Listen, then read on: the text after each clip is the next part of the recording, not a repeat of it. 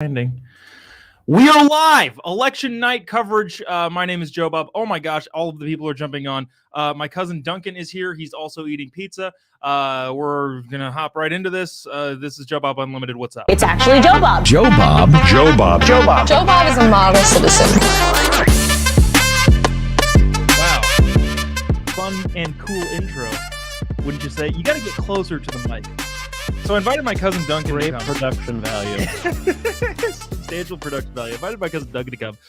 One, because I didn't want to be here alone. I also invited like a bunch of people that I know that are now in the waiting room, and now I feel bad because we're making them wait.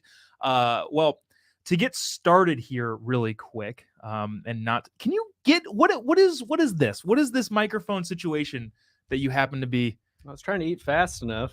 So you can eat pizza on the stream. This is, I don't know if you know this about things that I do, but it's People don't like watching other people eat. Very, very informal. So I thought Duncan would be a great guest here because Duncan and I were on the phone with each other in the 2016 election.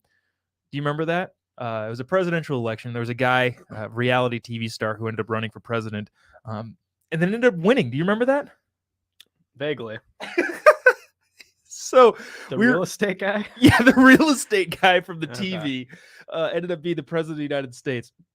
And it was probably one of the most interesting evenings of our entire lives. We both decided to not go do something because we kind of figured Donald Trump was going to get smacked in the election. Mm-hmm. And so we didn't do anything.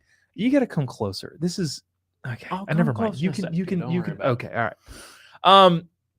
So yeah, Ryan says, wasn't that Trump? Yes, Ryan, congratulations. Yes, you're correct. That we're talking about Donald Trump here. And so I don't know, finally we get to actually hang out together on the internet and talk politics stuff and elections. We've got a bunch of the polls or the polls that are closing. All this stuff is open.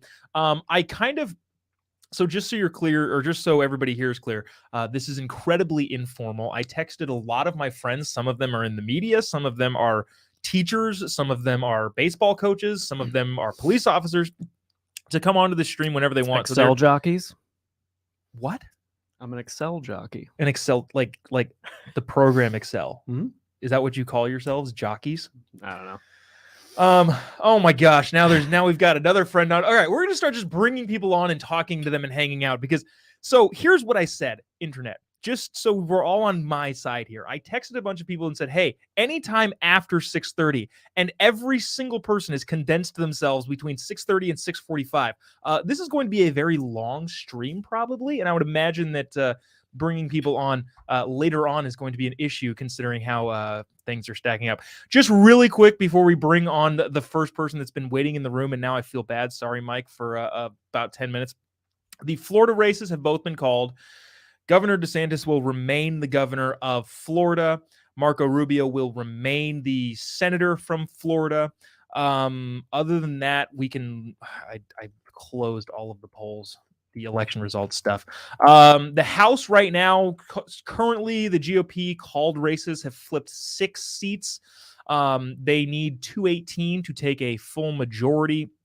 Polls are closed pretty much everywhere in the Midwest all the way to the East Coast. We're still waiting on California polls to close, which close in about 15 minutes. That sets the groundwork for where we are right now. Bringing on, I guess, our first guest here, and I hope the mic works. There's so many different problems with this, considering how informal and impromptu any of this stuff is. You can see my pizza. I'm waiting for somebody else to start talking so I can eat it. Anyways, my friend Mike is Mike. I'm not sure. I'm going to let people introduce themselves here because I don't know what people want to say and what they want to not say. Mike, can you first of all say something so that we can see if we can hear you? Can you hear me? Am I good? Oh, we can. We can't hear you. Good. We have audio. Good. This is good. This is great news. Duncan has already started texting.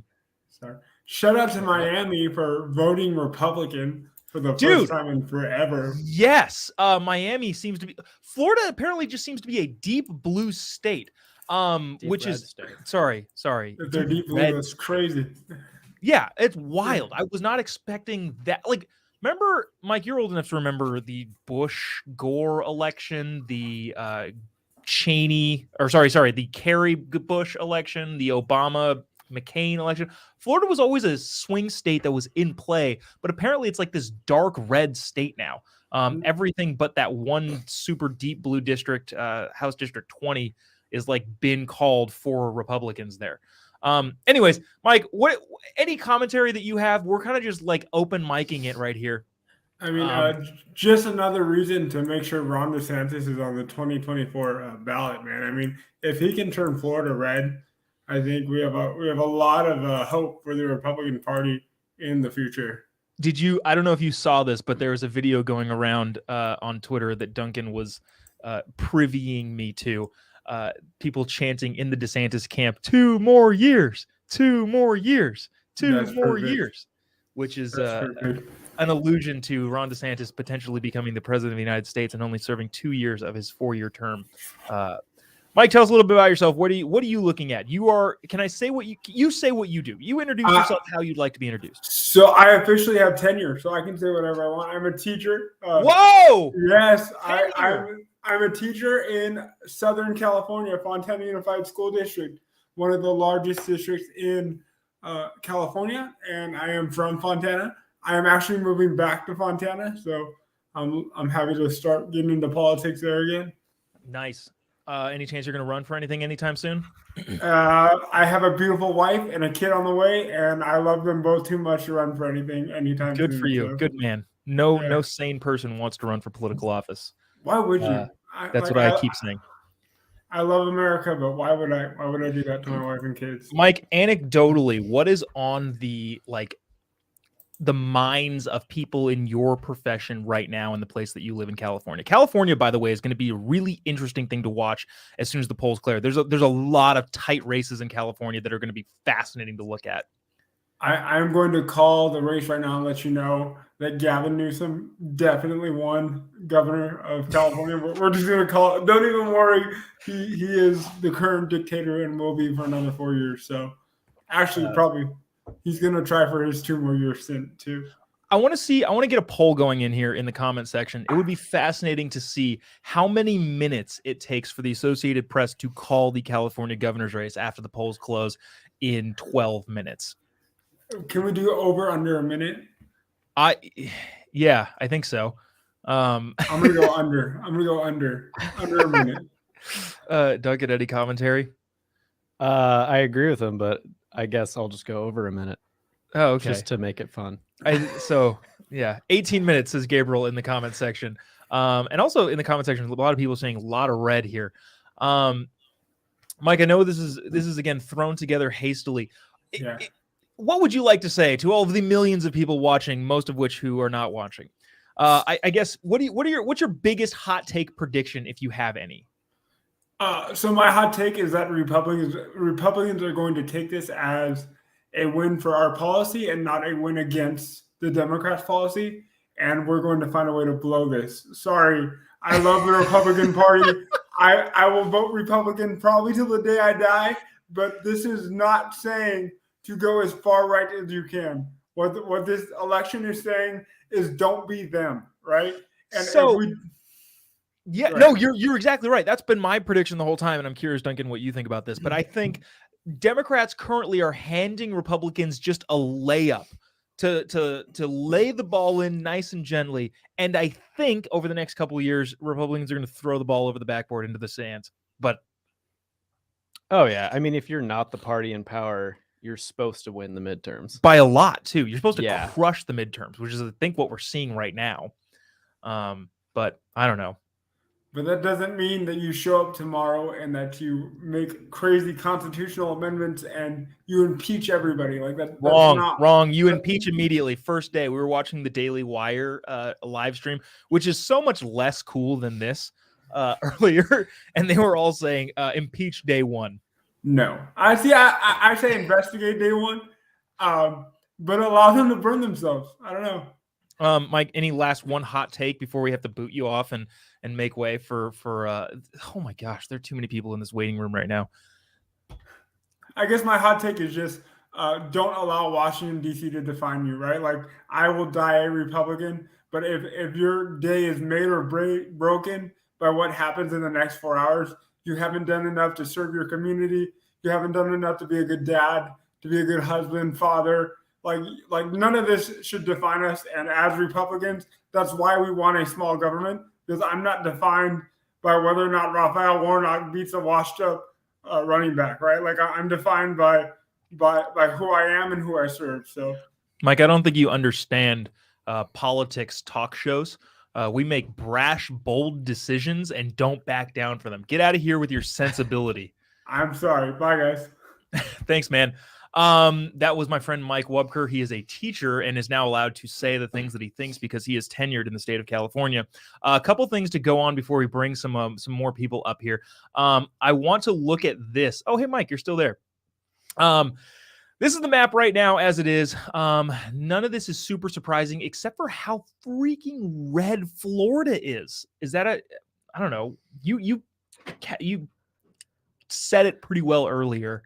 What was your, I don't know, Florida thoughts? What did I say? Just that I don't know. I guess if you have a good governor, I think it matters what kind of Republican you have running your state.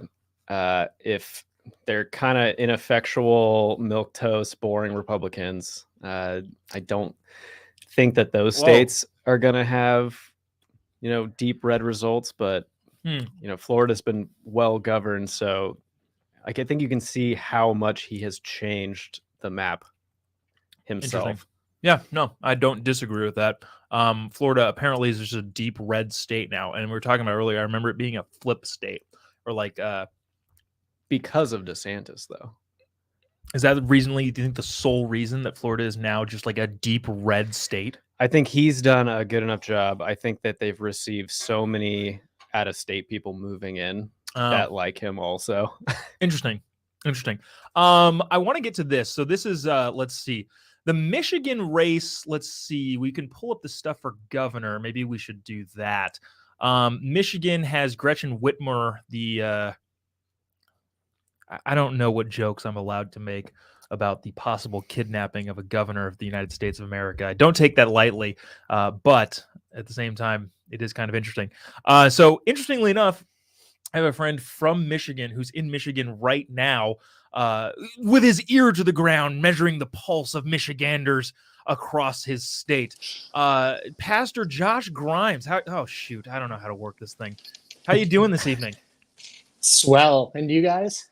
Doing good. Hot. To get this right. Well, first of all, introduce yourself. What do you want to say? Because here's the thing. I don't want to introduce people poorly and say like former convicted felon. Yeah, keep that on the down low for me, will you? So introduce yourself, and then I would love to hear what you think is going on in Michigan at the moment. Yeah, I mean, you already spoiled the fact that I'm a pastor, so now I got to be extra careful with what I say here. But yeah, I'm just outside of Grand Rapids, which is one of the 3 counties in the state that matter when it comes to elections in Kent County here. So yeah, I'm 30 and a pastor here of a small church, and our church was actually a polling place today, so that was interesting to get to watch all of that. But yeah, and I'm on the East Coast, so I'm glad you're getting to me early so I can go to bed. Well, I appreciate you doing. So anecdotally, what are you seeing on the ground in Michigan? Currently, Whitmer is up 51.7 to Dixon's 46.8. That is the governor's race in America's glove state. Mitten state.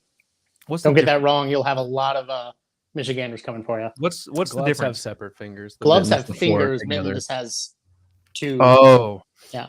Okay, I care about this much. I don't know if 0. There we go. Purple. Yeah, it's totally on the ground. What are you seeing? It's interesting. So I live in a fairly conservative area of the state. So there's a fair amount of Dixon support. I'm also on Twitter where there's all kinds of Whitmer support. So that's my two worlds. Yeah, it's interesting. I've been watching, and a couple of the races are this way, it seems, but with this one, I'm curious to see, when we had 2 years ago, it was kind of like the Republicans got out to all these huge leads, and then all the mail-in votings got counted, where it's almost like opposite this year, where all the early stuff, all the mail-in stuff is all leaning one way, and now we're kind of waiting for the election day votes to be counted. And so I'm I don't know, man. Michigan seems to go 8 years and then 8 years and then 8 years. We don't usually not Flip the give our governor. governors a second term. So Mhm. my dart at the wall guess is that Whitmer is going to get another term, as will her Secretary of State and Attorney General and all that stuff. But crossing my fingers that I'm wrong about at least one or two or three of those. So there's about 14% of the vote in, and it's actually it's fairly tight. 5 points being a split. That's usually pretty good news. 30,000 votes to make up is now no small feat. But I guess it really No, all and they depends haven't on where gotten to a those lot votes of are like coming. they always say like what is it, Wayne County or over there always gets in pretty late. So And what do they that's generally go to? heavy Democratic. I mean Oh, that's got it. that's Detroit. So I learned from you when I was in Michigan last time. Detroit is actually Detroit because it's French. yeah, we got a couple of those French relic names floating around the state, but we try to keep that on the DL too. What happened to and this is not to rehash old stuff, but what happened to do you remember what happened to the Michigan governor? Like what was that whole controversy? Does anybody remember in the comment section what that was? There was a controversy of like one of the Which Republican one? candidates, one of the Republican candidates like didn't or like faked signatures on the ballots or something like that. Do you remember? I don't remember that one. I mean, there's been a couple things with governors in the last, I don't know, in my lifetime. I mean, we had what's his name before Whitmer with the whole water crisis and how much he got blamed for that. Whitmer obviously has been chastised a lot for her COVID handling and then her kidnapping attempt, which I still am skeptical about the validity of. You're skeptical. You're saying that it's an inside Whitmer job. I'm not making any claims anyway. I'm just saying, feds. I don't know. The feds, I don't know. Any hot takes for us? Anything that you can think of that in your mind, looking at the landscape of Michigan, but also the landscape of the rest of the country. I don't know. Anything that jumps off the page, especially from like a position where that you're in, not the political talking class that I have to be a part of. Yeah, I guess only halfway through the season, the Lions are only 2 games out of the wild card spot, so watch out for them. That's my hot take. You don't want to see the Lions right now, Oh my gosh. No, I don't know. I think things are going to kind of go mostly as expected tonight, and especially in Michigan, man. I just see it kind of go. It's going to be close. I think everything will be close, but I think everything will go pretty status quo. I'm a little curious to see. So my district is the district where Peter Meyer is our congressional representative right now, but he didn't win the primary. John Gibbs beat him in the primary, so he's running against Hillary Skolden. I'm interested to see how that goes. John Gibbs is a huge Trump-supported guy. Skolden is obviously not, being Democrat and all that, but Peter Meyer was one of the few Republicans to vote to impeach Trump. So there was that was an interesting primary, may have been more interesting than the general, just to see, to see kind of where the Republicans in the district were. Ryan has some words for you regarding the one thing that we talked about earlier. He says DOJ all the way. He also says, ain't no way y'all are beating the Chiefs. No, when it comes to the Lions, I actually think we might win 1 to 2 more games this year. Let's be honest about that. We suck still. Watch our election night live stream to talk about subpar football in the Midwest. That's what we do, man. We got the Big Ten and the Lions. So awesome, man. Well, hey, dude, thanks so much for hopping on and sharing a little take from what's a Michigan pure Michigan? What's okay? Pure Michigan, baby. That's what Tim Allen says. That's what we roll with. Tim Allen, baby. One day, here's a hot take. One day, Tim Allen will run for office and win. There we go. Oh, I like that. What are your thoughts on that? Celebrities are getting in. They realize if Herschel Walker can maybe do it, we'll see. Well, no, I think you make a good point. Name recognition is all you need, apparently. Before or after The Rock runs? Oh, The Rock will run as a Republican and win the presidency of the United States. I'm calling it right now. You think he'll run as a Republican? Oh, yeah, he's a registered Republican. He's been a registered Republican for a very long time. I don't know if he's changed his registration status, but the guy, is clearly a business-minded conservative type of person. Yeah, he's also really socially. I don't know if he's socially conservative though. Guy's trying to make a buck. Let him make as much money as he can, and then aren't we all? And then destroy his reputation in Hollywood. John. Well, hey, Josh. John Root is on the line here too. Oh no. Yeah, he is. Did he come on just to trash my Lions take? I feel like. Oh yeah, John Root came to trash your Lions take. Also, well, here, stick around for just a quick second. Hey, Josh, Kyle, and Trevor, and all of the other people in the waiting room. I promise we will get to you. I'm sorry that everybody jumped on at the same time.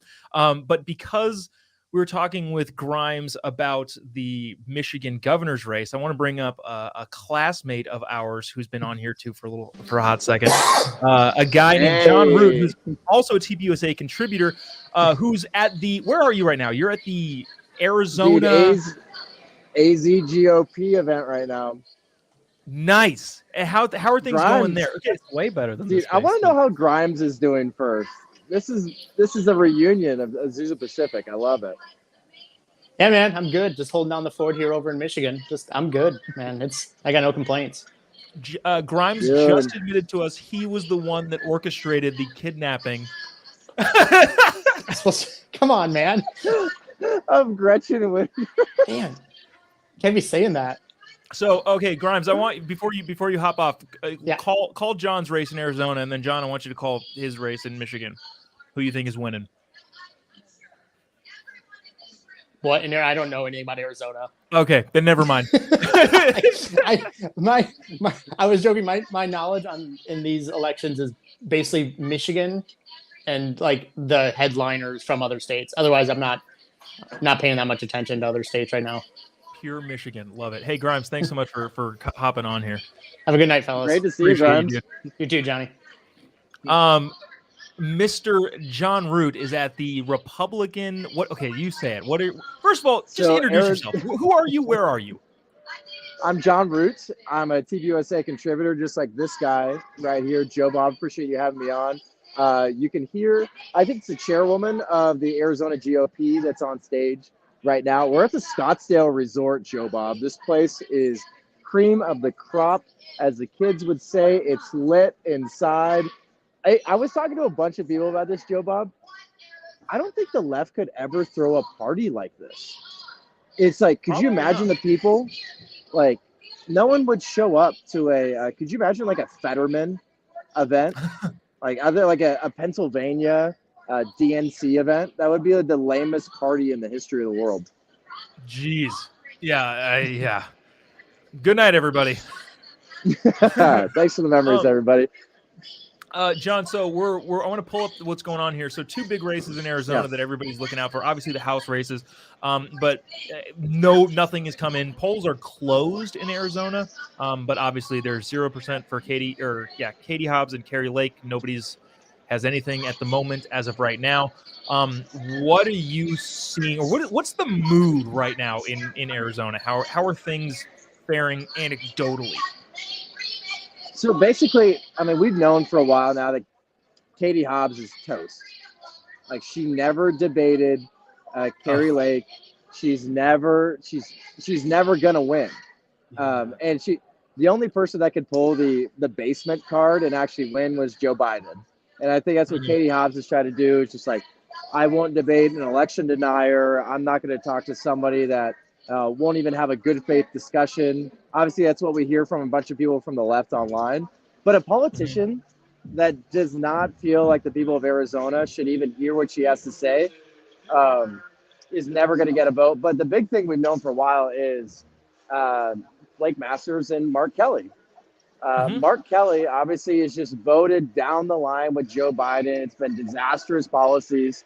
But Blake Masters is kind of a new name. So he's had to ride the red wave of Kari Lake, and I think it's been working. But we've known that that's been like a head-to-head matchup. But like everything is rolling through Arizona. It's exciting. I mean, people are pumped here, but there's also a little lull that's like, all right, we feel good about Kari, but Blake, is he going to be able to make it past Mark? I don't know. Is Kari at the event that you're at, or are either one of them there, or where? Yeah, so everybody's going to be here. So like where I'm at right here, I know you can't see that well, but this is kind of like the rotunda, I guess you could call it. Gotcha. There's a fat big screen right there that everybody's hanging, and then I'll go into the bougie VIP in a little bit, Jobob. You got the VIP access? Whoa! I know a should've couple stuck people, around. I guess. I was in Phoenix this definitely morning should've stuck hanging out around. with John Root, and I should have stuck around instead of being in my basement in godforsaken California. Dude, but the setup looks good. But Carrie's going to be here. Blake Masters is going to be here. Fincham, Abe, all the guys are going to be here, and it's exciting. This place is rocking right now. Is Charlie there, or is he broadcasting from his studio? No, I think Charlie's broadcasting from his studio. Gotcha. I think he's got Benny Johnson on, Nice. and a few other guys that are in town. Because I know Benny Johnson came out and he was covering the election polling places, and obviously there's been so many shenanigans going on. Also, Jobob, who is this man with the unbelievable mustache? Sorry, this is my cousin Duncan, who's sitting here just hanging out, giving some witticisms as he sees fit. Cousin Yep, Dunk that's with me. the amazing cookie duster. I love it. John, last thing before I let you go, because I know you got to get back to celebrating in the VIP style in the Arizona Republican, whatever that is, state thing. What in the world is going on in Maricopa County? Why can those people not figure out how to count ballots? Jobob, they know how to count ballots. We've been doing this democracy thing, this constitutional republic thing for a couple centuries now. Why have we had no trouble of people just showing up to the polling places or just tossing in a paper ballot? Sure, there's been fraud, not just in the 2020 election and things like that. Like, we've had a pretty good system, but the system in Arizona needs to be completely redone, because you're hearing places in Maricopa County like, oh, like some of these machines are failing. I don't know if we counted your ballot. Because the big thing, Joe Bob, is the red wave was going to happen in person, because everybody's saying, do not do the mail-in crap. Stop doing that. Show up to the polls, get in line, stay in line. But they're telling people to get out of line, maybe go somewhere else. Like, there's a bunch of shenanigans being pulled. And I think in a place like this, Carrie Lake's going to become governor. Hopefully Blake Masters is elected as well. But people that are actually going to change the voting laws here, because there's no reason that you shouldn't be showing up to a polling place. There's 455 polling places in every square mile in pretty much every state now. So, like, it's crazy. That's assuming that the machines at the polling places work. John Root, thanks so much for the time. Let us know if anything crazy happens and you want to click the link again, like later on in the evening. Like, would love to just keep up to date with what's going on there. The craziest thing that's happening is they're bringing some of the half-eaten pizza back to the kitchen. That's what I'm reporting on live. It's huge. Nice. Probably better, a little bit better than the pizza you're eating, but I'm sure it's fantastic. John Root, Turning Point USA contributor. Thanks so much for coming on, dude. Appreciate you. Thanks, brother. Have fun tonight, guys. Thanks. We're gonna keep it rolling because we got so many people in. Again, so Trevor, Kyle, I want to bring you on at the same time, kind of. But Josh has also been here for a hot second. Josh, do you have your camera? Josh is also a cop friend of mine. Oh shoot, I don't know if I was supposed to say that. Let me know if I was supposed. He's a person who is interesting and insightful that I would like to bring on. Do you have anything to say? Because I feel like you've been quiet, and that's probably my fault for inviting all of these people. I should have staggered.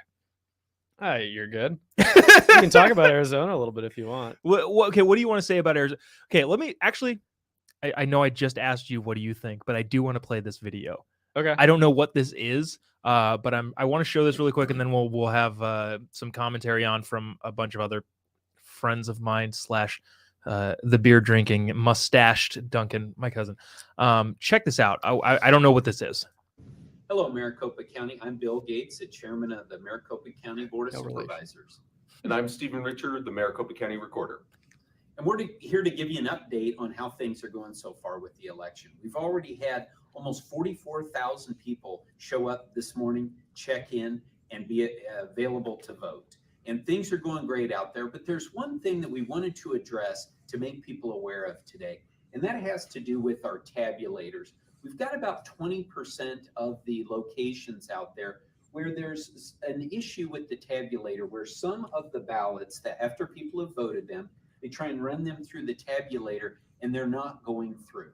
But the good thing is we do, first of all, we're trying to fix this problem as quickly as possible. And we also have a redundancy in place. If you can't put the ballot in the tabulator, then you can simply place it here in where you see the number 3. And this is a secure box where those ballots will be kept for later this evening, where we'll bring them in here to central count to tabulate them. So this would function much like early voting functions in that we would get your ballot back once. That's all I need to see of that.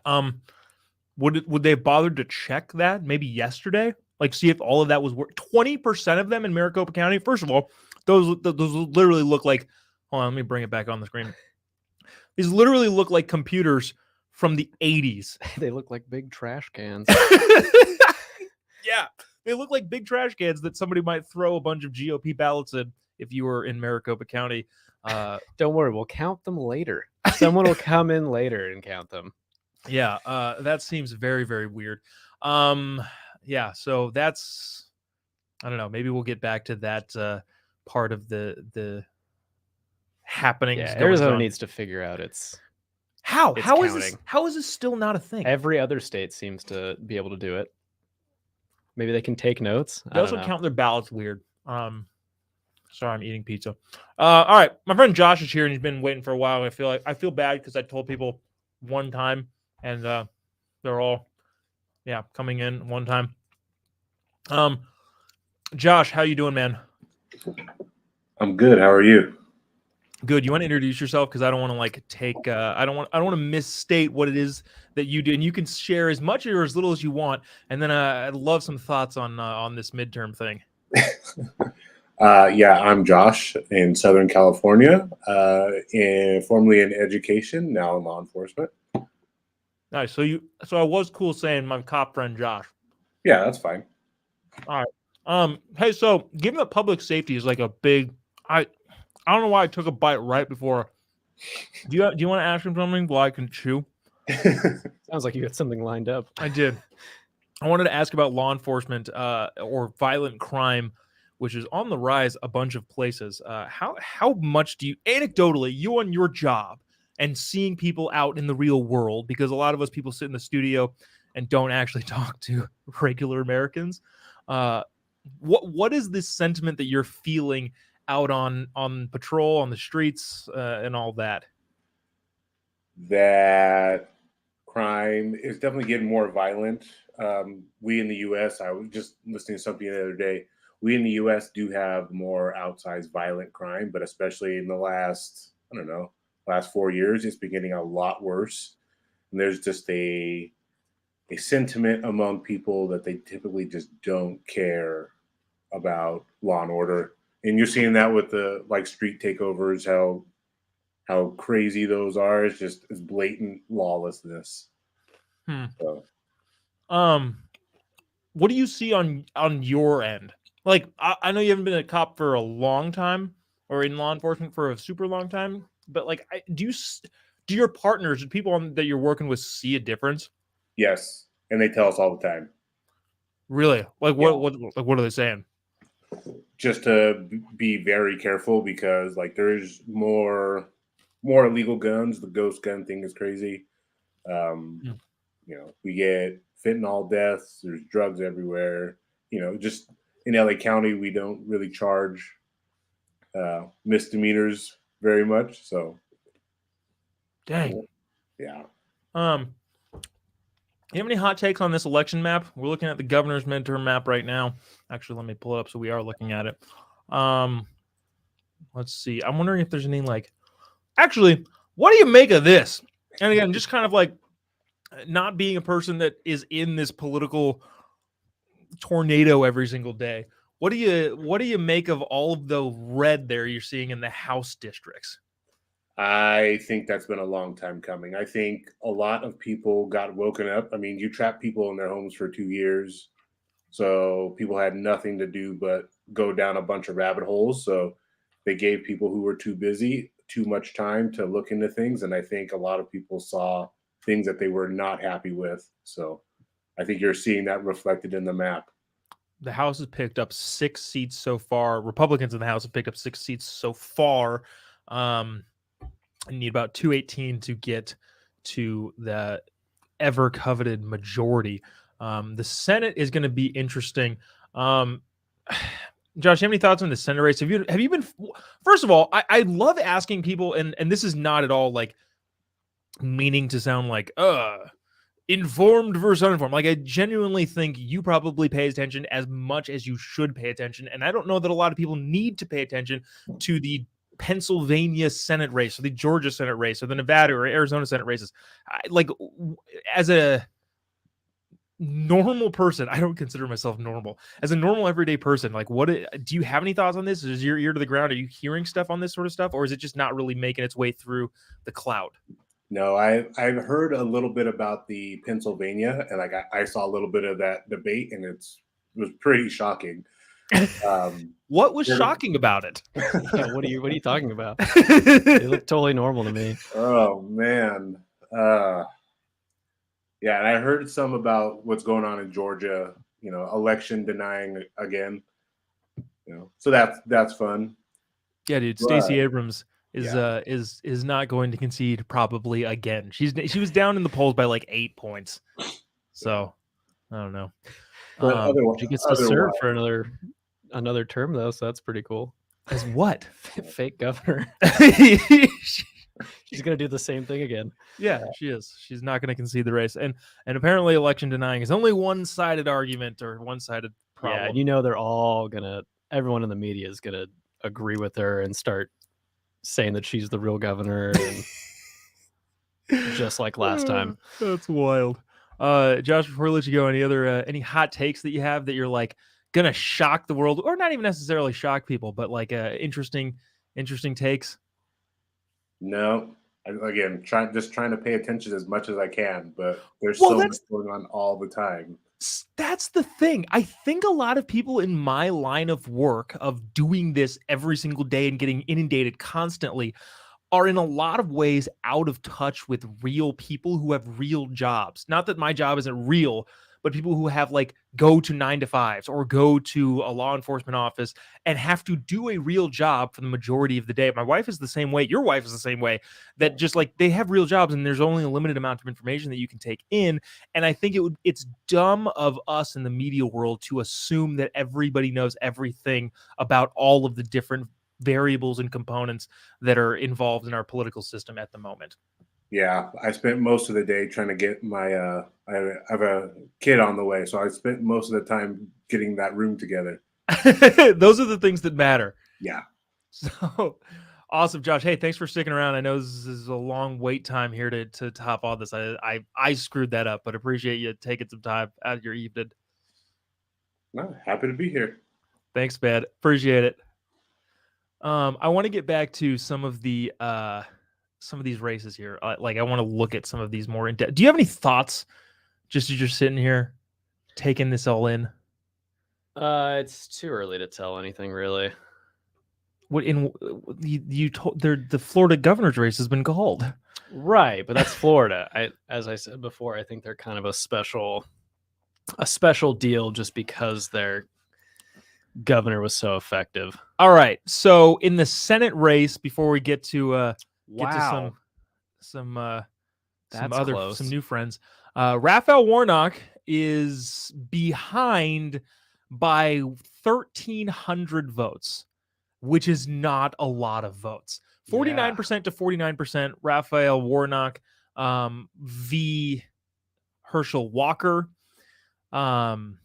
That looks, oh geez, it's 1,587,000 to 1,586,000.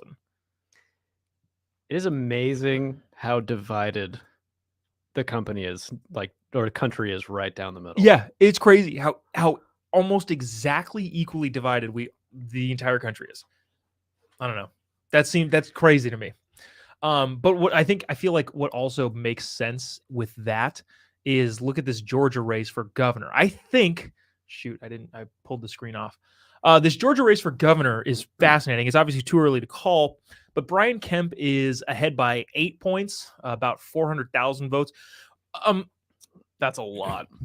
I feel like I'm not alone in saying this, but Herschel Walker is not a strong candidate. Strong man physically, undoubtedly, but not a strong candidate. But I think he gets carried on the wings of Brian Kemp in the governor's race against Stacey No Heartbeat Abrams. Yeah, I think you're right. As much as I want the GOP to win the Senate, obviously, I kind of want them to have some less. I don't know. I want there to be some lessons learned here that candidate choice matters. That's an interesting. That is a. So if Walker were to lose and Oz were to lose, maybe Can Republicans? that could be a wake up call. Can to Republicans not pick TV maintain- doctors? Can, As their can Republicans maintain a majority or gain a majority with both of those seats losing? I should know this. I don't think so. Okay, so okay. I'm fine with one of them losing. Nah, I don't know. I don't know how I feel about that. What do you feel about that in the comment section? Let us know. Like, do you want a lesson to be learned? Because in reality, right, Herschel Walker. Well, maybe this, I don't know, maybe this will be a lesson learned because Kemp's obviously way ahead and the Walker race is so close. It's like, yeah, I mean, that's crazy. That means that people are like voting for Kemp and purposely not voting for Walker. Well, so split ballots are a thing, but Right. usually it's about 5%. Like if the governor's at the top of the ticket and then there's a senator down below. And right now it looks like it's 8% in this particular race. That's a lot. And Yeah. that probably goes to show you how not good of candidates Republicans put up. I want to bring in some other people to comment on this. I'm gonna bring you on both together if that's okay. Is that gonna like make you guys upset? My friend Kyle, who I mentioned, is a baseball coach and is made it into the stand-up routine, which is, you know. Oh, yours, yeah. Yeah. He is, well, I'll let you. Well, let me bring the other guy on here because I also texted your brother and said, "Hey, can you come on here too?" Some differing political views between the two of you, although albeit less government, I think is predominantly a good way to describe you. But Kyle, you want to go ahead and introduce yourself? What do you do? What's your background a little bit? Yeah, I'm a teacher. I teach GovEcon, so I'm thick in this with. So you have no idea what's going on then? Clueless. Trevor, what do you do? So I work construction. I remodel houses. But before that, I thought about working in politics. I got my degree in political science, probably one of the fakest sciences out there. So I'm a political science denier. So it was a good time, but it's a worthless degree.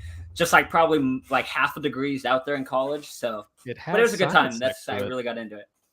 What did you say? I said it has science next to it. That's got to mean something. Yeah, it has science. So yeah, well, we know how that works with.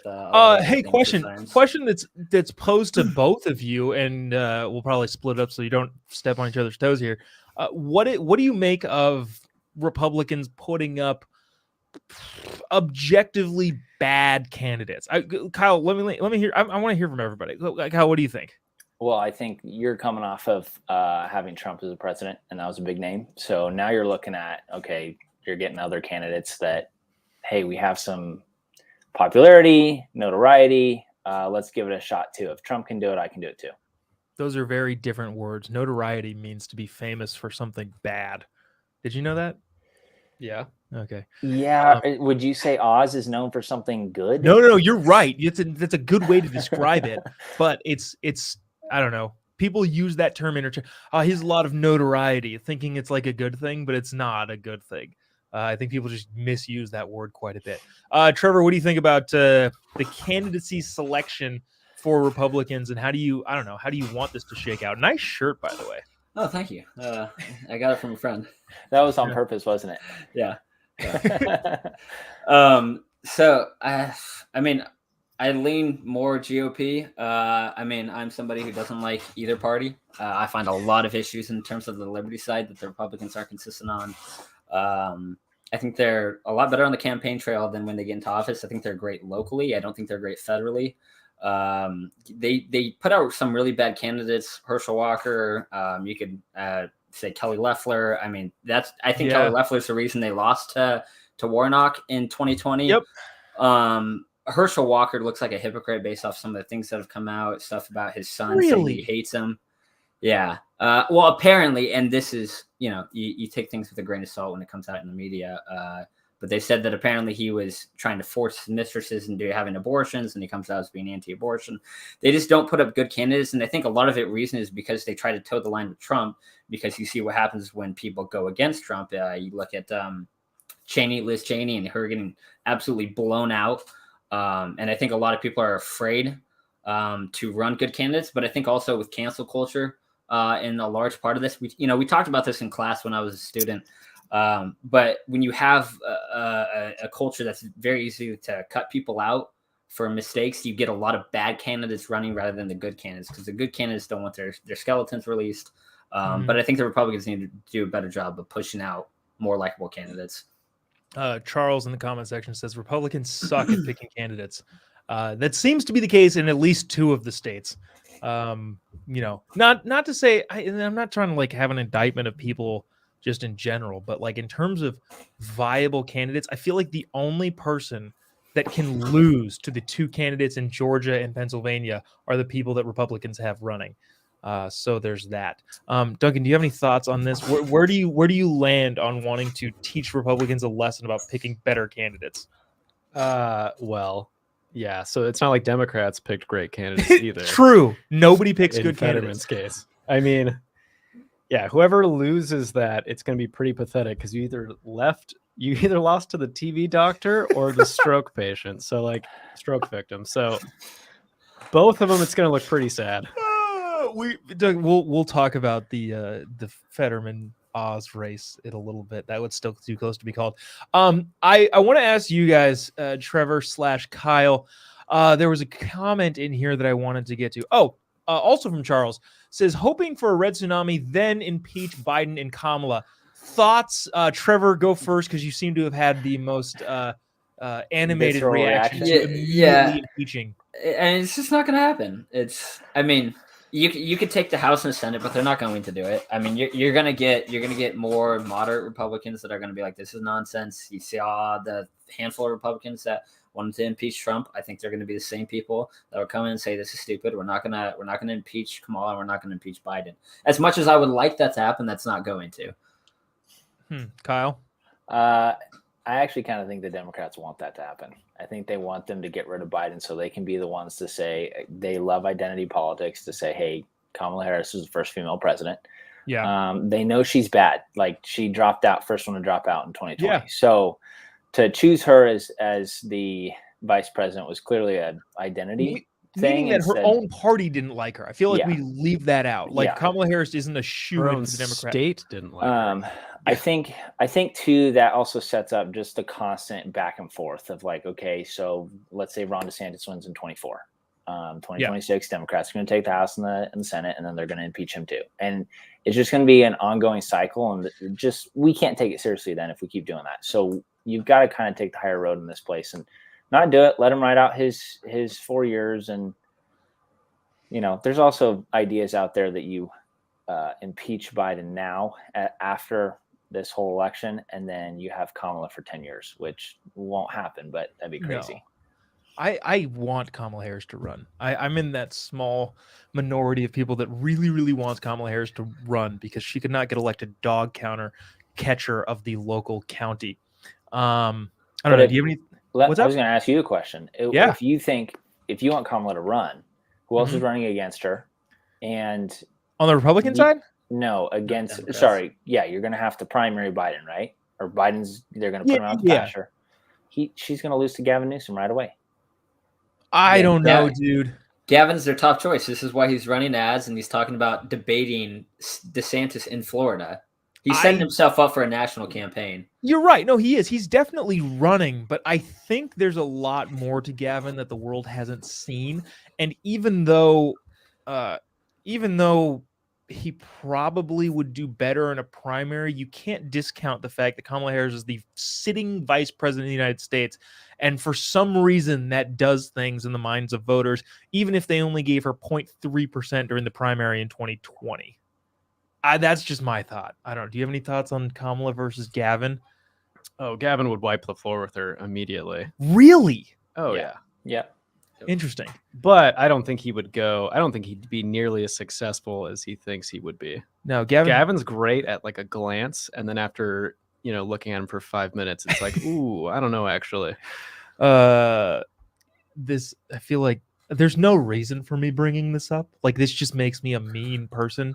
But Gavin Newsom's Eskimo brother, Donald Trump Jr. If you don't know this story, and this might be a shock, it's for some reason less people know this than I think know this. Oh, whoa, hold on. Pennsylvania looks like they. Oh, never mind. That's the governor race. They just got their first. The screen lit up, and it's the first drop of ballots. Wait, did they call it? Pennsylvania called the governor's race for Shapiro. So the Democrat will remain. I believe he's remaining in power, right? In Pennsylvania. I don't know. That was like the first, like, oh, this got called immediately on the show. So that's what we had there. I forgot what we were talking about. I don't even know. Newsom's Eskimo brothers. Color story. Oh yeah, I was talking. People don't know that. Like, I tell people a lot. Like, hey, did you know that Donald Trump Jr. is dating Gavin Newsom's ex-wife? And people are like, what? And they have no idea. I don't know. That's just fascinating to me. Back to what's going on today. So it looks like the governor's races in Florida, Alabama, South Carolina, Tennessee, Arkansas, Oklahoma, Texas, Ohio, Pennsylvania. Ohio and Pennsylvania were really the only two like close-ish ones. That really wasn't even close. The Democrat won in Pennsylvania, and it's looking like a 13-point spread. Do you guys have any thoughts on what that might do to the Fetterman-Oz race? Don't speak at once. It's just a lot of us now, I think, vote just down ballot. Whatever you vote for it to be, hey, I see the guys are Democrat, I'm going to vote all Democrats. I'm going to vote all Republicans down. So I don't think there's a ton of thinking at times, especially like I just voted today for California stuff. And you have the governor, then you have lieutenant governor, and then the controller and the treasurer. I don't know anything about those people. You just vote party. Yeah, and it's kind of like, okay, well, I know what my values are, so I'm just going to vote that way. Like, I skipped a bunch of judges because I don't know anything about judges. Like, I could get into research and look at the LA bar or state bar or whatever it is, and I just didn't have time. I just looked at who they were appointed by and then voted based on that. Which, yeah, I don't know. I'm being honest. I don't know. Trevor, you have any hot takes or predictions that people might get upset? We're still waiting on numbers from Arizona. Wow, the early drops for the Arizona Senate race, leaning very, very heavily to Mark Kelly. But the way that Arizona counts their ballot is interesting. We won't get into that right now. I don't want to take up too much time doing that. But any hot takes, predictions, Trevor, that you've got?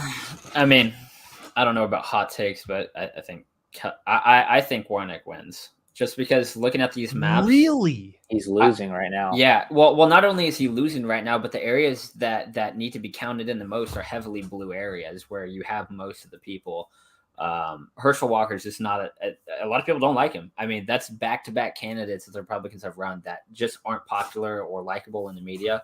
I wouldn't be surprised if Warnock would win this because Warnock doesn't have a lot of skeletons in his closet, at least that we know of. People might not agree with his policies, but he seems like a much more likable guy than Herschel Walker. Yeah, on the face of it. I'm not saying I like him. Well, no, I get that. But Herschel Walker, if he were to, let's just hypothetically here, if he were to win and then something else were to come out about him, the Republican governor, Brian Kemp, would just appoint another senator. And it wouldn't be like, honestly, it'd probably be potentially better for Republicans if that were to be the case. So I don't know. That doesn't seem like a huge problem to me. Yeah. Well, I'm wondering. Do you think the Republicans take the Senate? I think they absolutely take the House. I don't know about the Well, Senate, yeah, I don't think anybody's. The question has always been the Senate. I don't know, dude. It's going to hinge on this Arizona race, which doesn't look good, at least from the onset, and the Pennsylvania race, which really doesn't look good, considering they called it for Shapiro, the governor, by 13 points. I don't think there are 13% of voters that are going to flip their ballot for Oz. That doesn't seem likely. I thought I was looking at somewhere where there's some state that's going on the flip for Republicans. I could be wrong. Oregon is close. Oregon's really close. Okay. They are. I mean, there remains to be seen. But they are a deep, deep, deep blue state Yeah. that is possibly going the other direction, which would be crazy. Well, I think another interesting Senate election right now is Wisconsin, because Ron Johnson is the incumbent for the Republicans, and he's losing right now. Obviously, you still got time on that one, but that one is interesting, because if they lose that flip, then I think if that gets flipped to Democrats, the Democrats are going to hold the Senate. So a little Freudian slip there. Yeah, but that race is still pretty dang tight, and there's only 700,000 accounted for. It's not like they're huge. And let's see how many are in. 50% of the precincts are in, so that's, I don't know. That's pretty close, though. That's pretty close, but also somewhat concerning. Let me see any of the other big races. I'm curious about the governor's race in New York. Oh shoot. Dang. She's probably blowing them out. Yeah, but that was a toss up earlier today, kind of. Oh goodness, this is even... Dude, you never know who to believe with this sort of stuff when you're watching it. Kyle, any hot takes? I also don't want to keep you guys too long. I know you're both busy doing stuff. California's going to stay blue. It's going to be Whoa! Yeah. Whoa! Yeah. Did you see that coming? I didn't see that. Are you serious? Yes, very much. In what way? Like, do you think Gavin Newsom is going to win? Yeah. When do the polls close here? 8. So 8:01. I was wrong. Yeah, you said 7 earlier. I was like, man, when I went, it showed 8. But yeah, 8:01. Right. 8:01, he'll be declared the winner by Fox, MSNBC, CNN. Let us know 8 o'clock. You're giving 8 o'clock. That's pretty. 8:01. 8:01. Right in the comment section, 1 minute.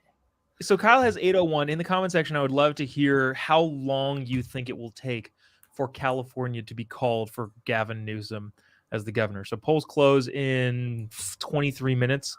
Let us know how long you think it would actually take to get those results in. I'm surprised they haven't called it now. Yeah, that would be funny, honestly. That would be very funny.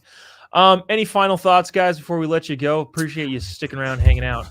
I just want to point out the Georgia governor race. So the third party candidate, Shane Hazel, is a libertarian. That is the guy that spoiled the elections for the Republicans last year. Time? That made them turn into the runoff for the Senate, which they ended up losing to Warnock.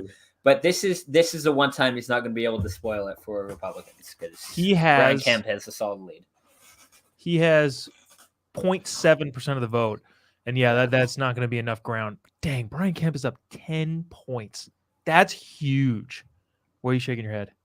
Oh no, that's just so much.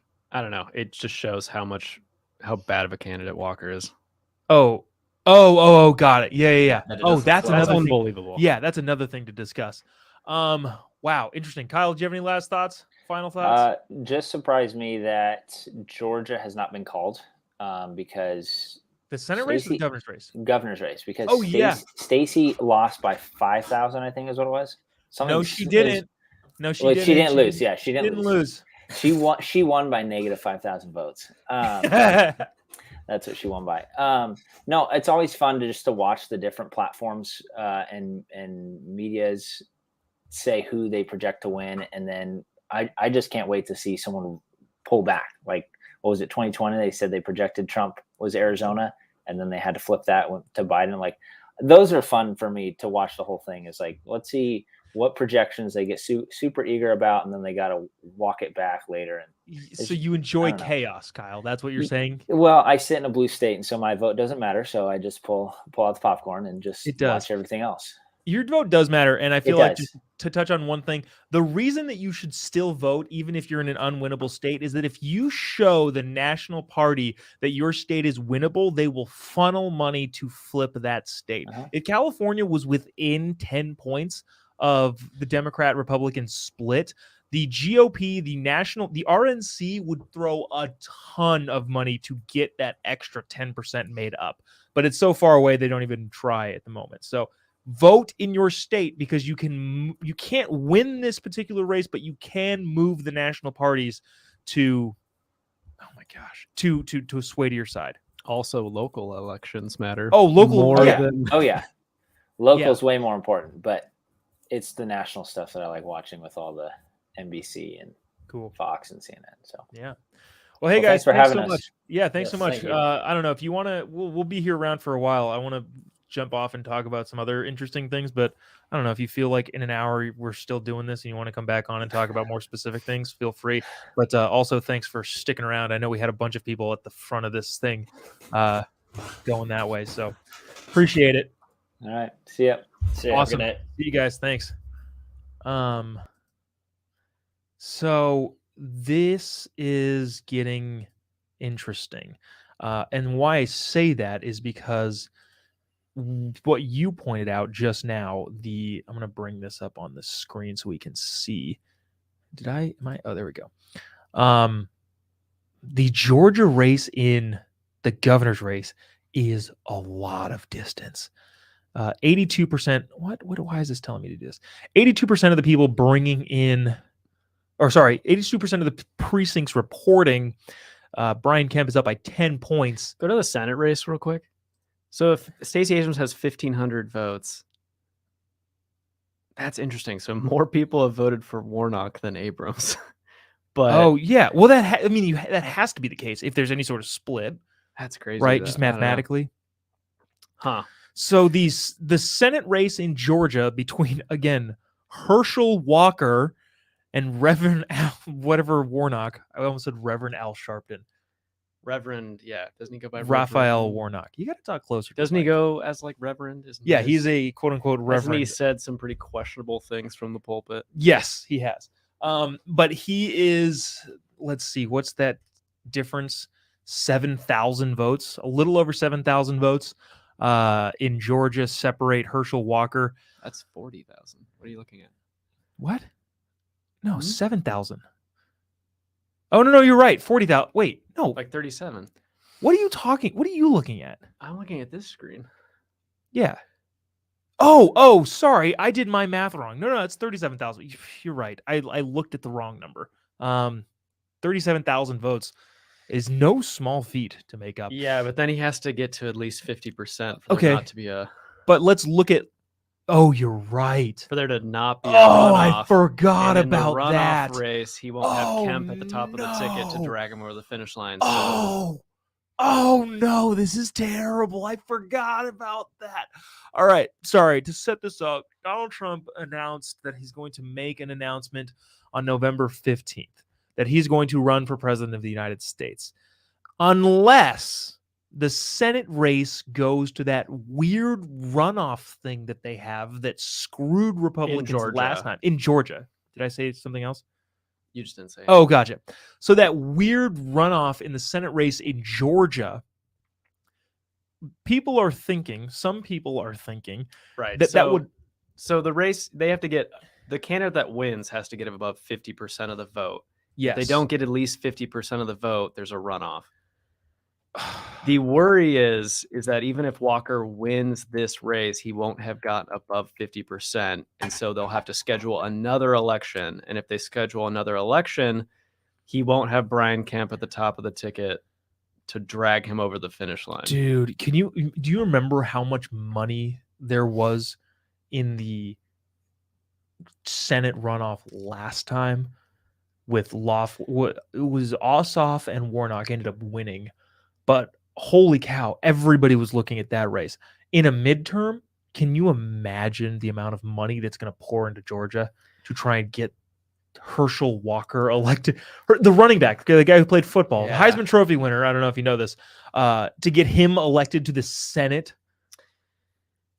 Yeah, I think it depends on, I don't know, it depends on what the other races turn out. And if it's like if it's 50-50 again, then yeah, it'll be. You don't think they're going to put as much money in if for some reason they have 51 seats?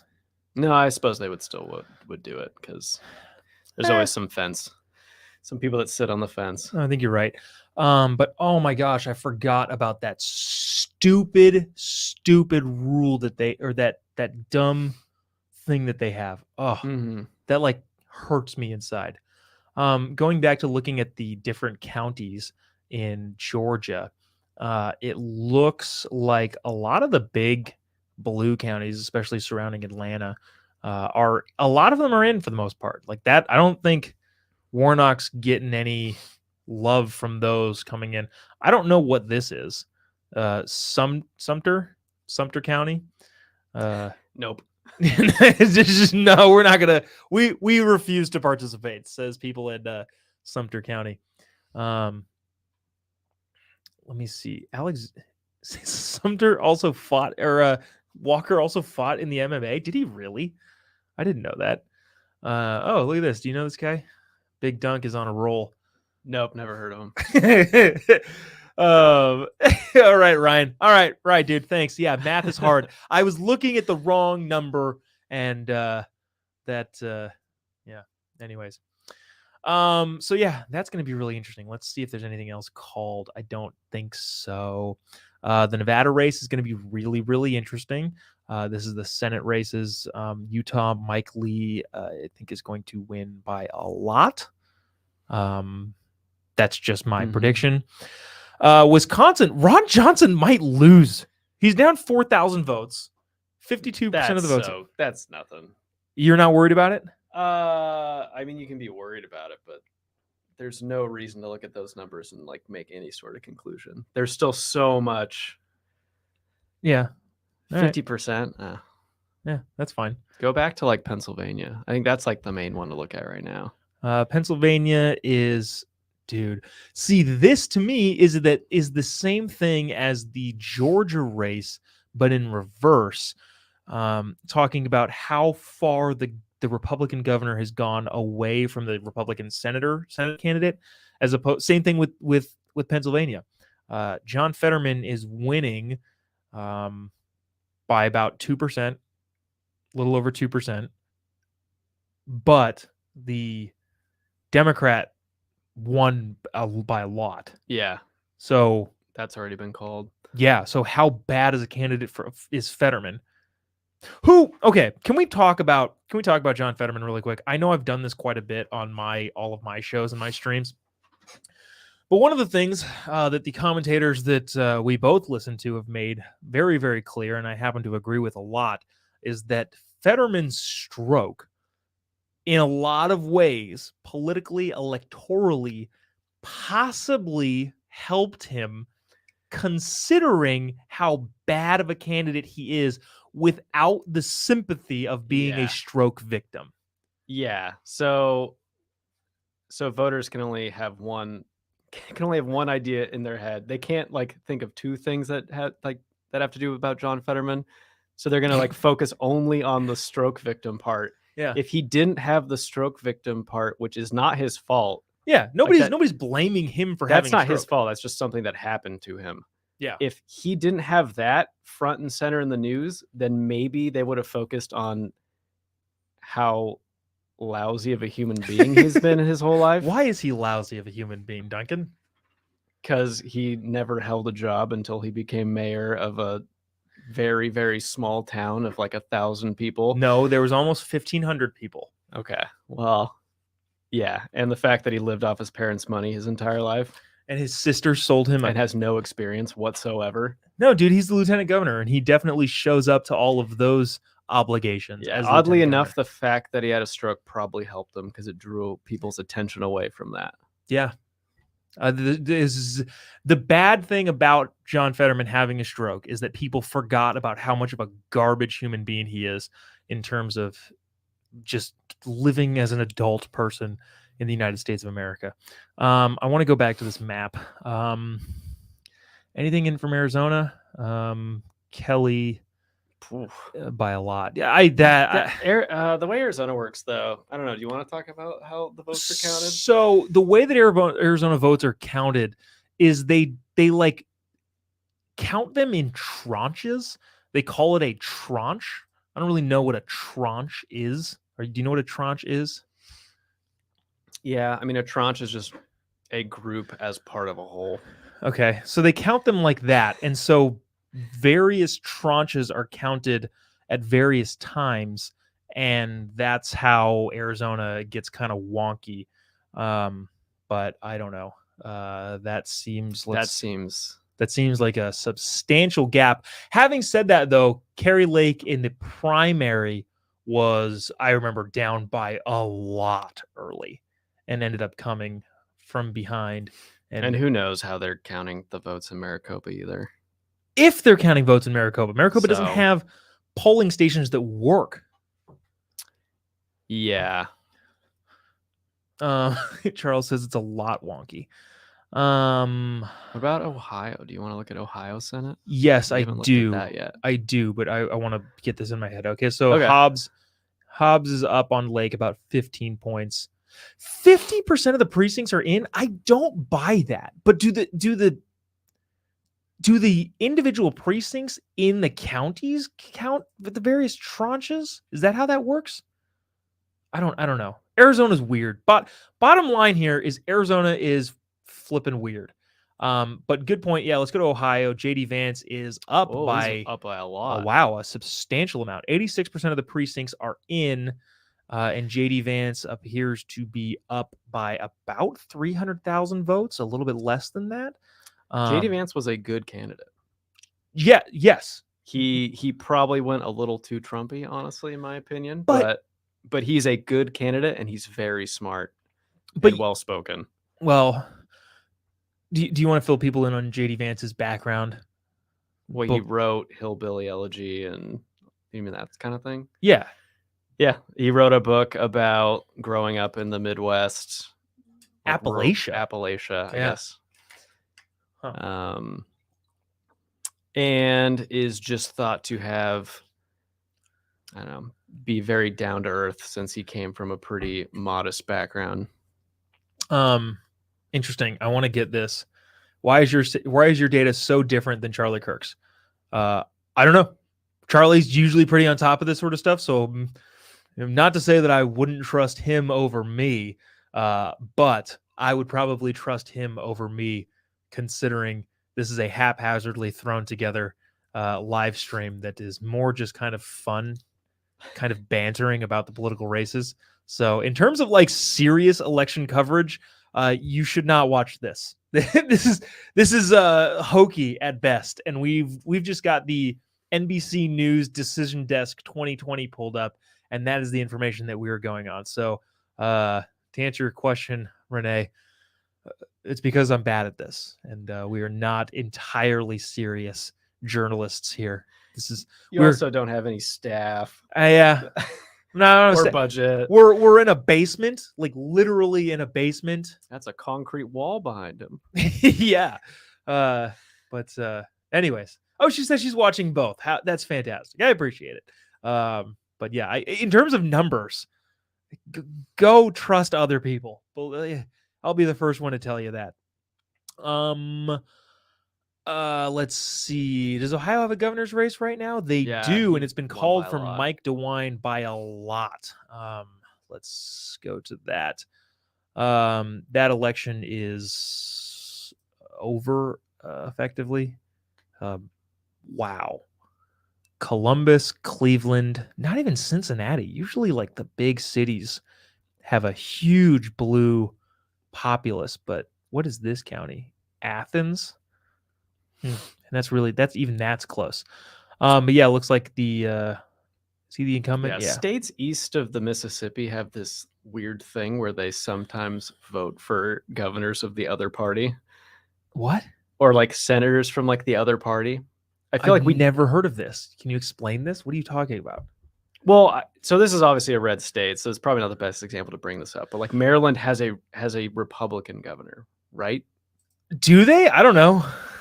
Let's see, man. Let's see. Where are we at? Maryland. Well, it might not be. They're not up. Oh no, they are. They do. Okay, never mind. I don't know what I'm talking about. Is this the Senate race? No, this is the governor's race. Oh, so you're just objectively wrong. I guess so. The Republican got trounced. Then who am I thinking of? Oh, but it's a gain. No. So it is. So they gained that. So it was a Republican governor of Maryland randomly. That's kind of like Virginia with what's he his must have face? got termed out then because I don't recognize that name.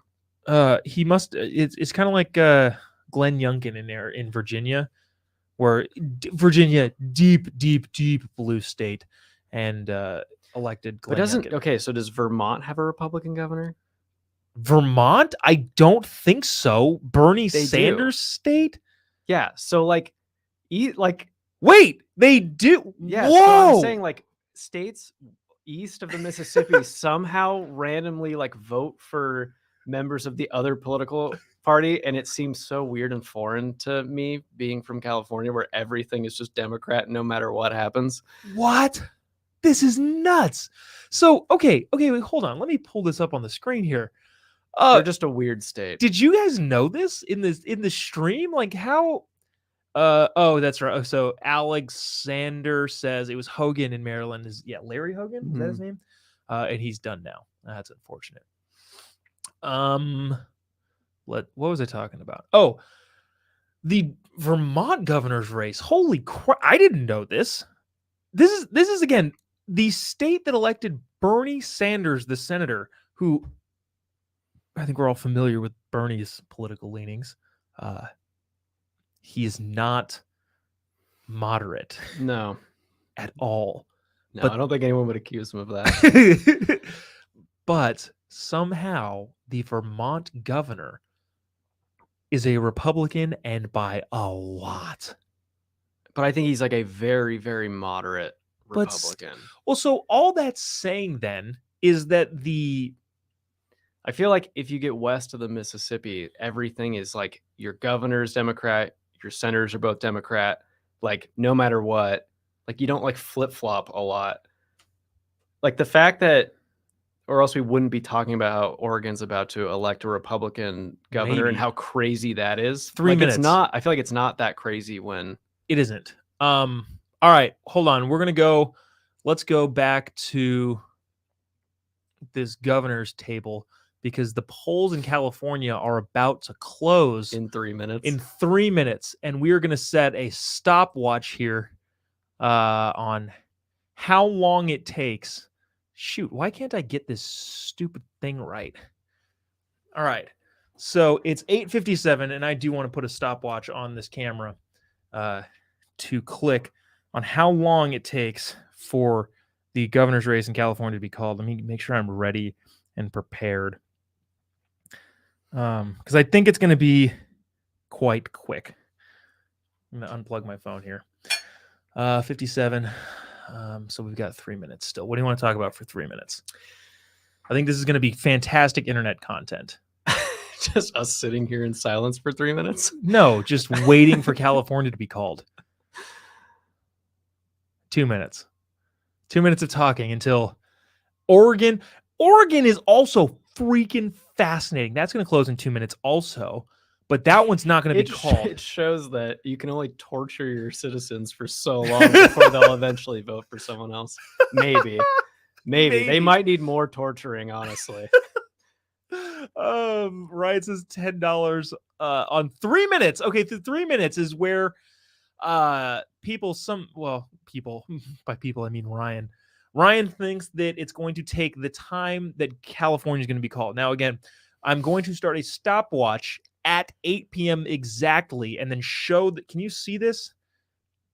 Show this stopwatch on how quickly that state, California, turns blue. What? Does it do it in real time? Yeah. Oh, nice. Because remember we saw the Georgia. Yeah, you're right. Or something. Oh, 59. All right, here we go. I want to make sure I'm on top of this. Okay, so 45 seconds left. Anybody else have any bets here? Alex says talk about Prop 26 and 27. It looks like both of them are going to be big, fat, freaking no's. But we will see. What are you looking at? Nothing. We'll talk about that after we prove this point here. All right. A little bit of time left. We'll show the stopwatch and then show when. Can I stop it from here? No, I can't. Oh, shoot. That just closed the screen. I'm about to ruin this entire thing. All right. 10 seconds. Here we go. We're going to start our clock. 5, 4, 3, 2, 1. Stopwatch started. How long will it take for California to turn blue? It might take a minute. Polls just closed 7 seconds ago. This is the content everybody wants to see. How long will it take for California to be called by NBC News that Gavin Newsom will remain the governor of the state? Still nothing yet. 22 seconds in. I hope my arm doesn't get tired during this process. I think that it might.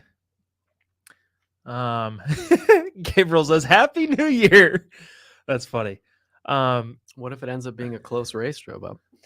Between the governor race in California? Yeah, I don't even know who he's running against. You live in the state. Who is he running against? Brian Dolly? You know who Brian Dolly is? Nope. Sorry. Unfortunately, neither do California voters. Wow, this is longer than I would have expected. Oh, there it is. There it is. Time. Less than a minute. It was less than a minute. Oh, it was less than a minute. It was less than a minute. I stopped the clock. If we roll the tape back, I was late. It says exactly 1 minute, but it was less than a minute. Yeah, it was. Less than a minute before, less than a minute after polls closed, California was called for gruesome Newsom. How is that shocking to anyone? Is anyone surprised about that? Wow. Ryan, he's doing such a good job. You owe me $10. Why wouldn't you reelect him? Well, California is thriving. California is just a metropolis of wonder and amazement. Yeah. If you live in Silicon Valley and own a tech firm, you're doing great. Gabriel says that was 57.8 seconds. And then Ryan says that's not binding. Yeah. Charles says the torture in California will continue.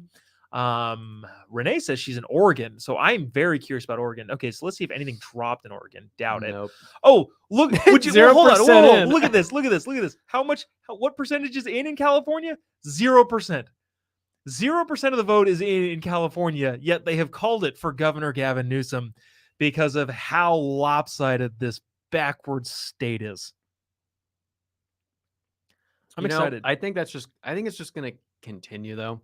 Like more and more Republicans are just going to keep moving out of the state and going other places. And California will just keep getting bluer and bluer and bluer. Yeah. But that's probably a good thing. Because Because the people leaving California are just going to keep other states red when they leave. Yeah, and I would imagine too, if the population keeps moving out of California, it doesn't matter if it's super blue. They get less electoral college votes. Mm-hmm. All of the Republicans are more geographically centered in other places. That makes and spread out. And states like Texas might actually remain red. You think Texas is drifting purple? I mean, look at this. That's not that crazy. I mean, it's a walloping. Yeah, but he's running against Beto. Yeah, it's a walloping. I was talking to somebody today that said, no, Texas is in play. I was like, get out of here. Texas is in play. They want Texas to be in play. Yeah. Texas would be in play if it weren't for all the people from California moving there. Sorry, say that again? Texas would be in play if they didn't have so many people from other states, Republicans moving to Texas. I don't think I so. actually think especially that. with the border stuff, I don't believe that. Let's see. I know they started voting. Interesting. Well, South Dakota, Kristi Noem is going to remain governor there. The Decision Desk 2022 has called South Dakota for incumbent governor Kristi Noem. Kristi? I don't know. Go look at Arizona again. Let's see if that tightened up at all. Kristi. Not Chrissy. Kristi. And Jamie Smith. Is this the same Jamie from Yellowstone moved to South Dakota? No. It's a fictional character. The governor's race in Arizona has not moved. It's still fit. Yeah. Okay. It's just there. Yeah. So tranche. Typically, you're going to use that term in like a certain defined set, like 5 tranches, 6 tranches, or something. You have a problem not talking into the microphone. Sorry. Anyway, it's basically just a very large grouping of votes that they're all going to dump at once, rather than doing it over time. That makes me super confident in the whole process. Well, just kidding. Let's see. I want to. Okay, what's Oregon? Oh my gosh! Oh, that's 21% in. But that's my. Where did it come from, though? Hold on. Let's zoom in on this. The Democrat is up by 1,000 votes in Oregon. We're gonna click on that, see where those are. Nothing in Portland. Portland County. What is this? Which county is Portland in? That one. This one?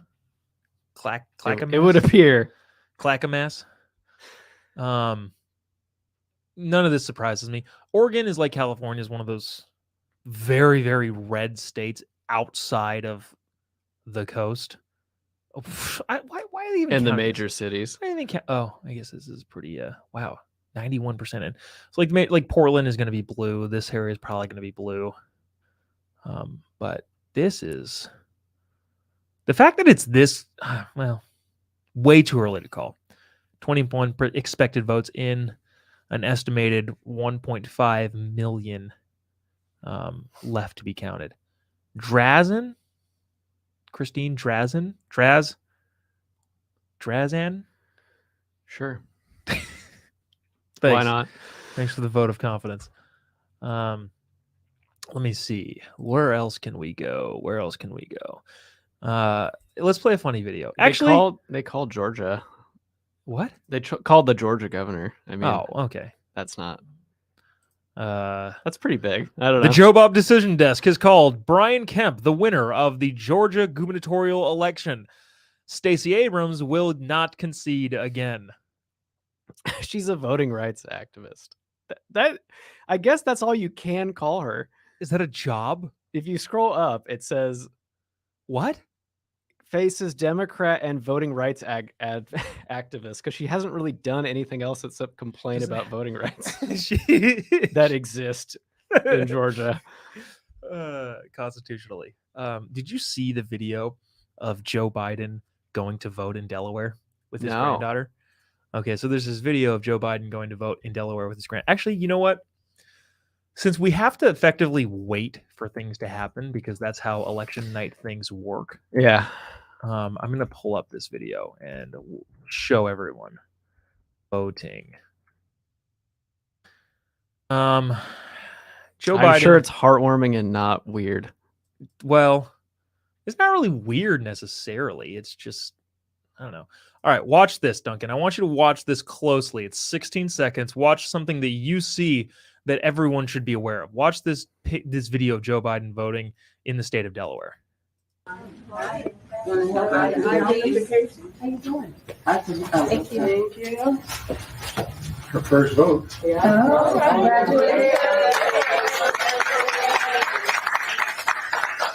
Congratulations. Your first name?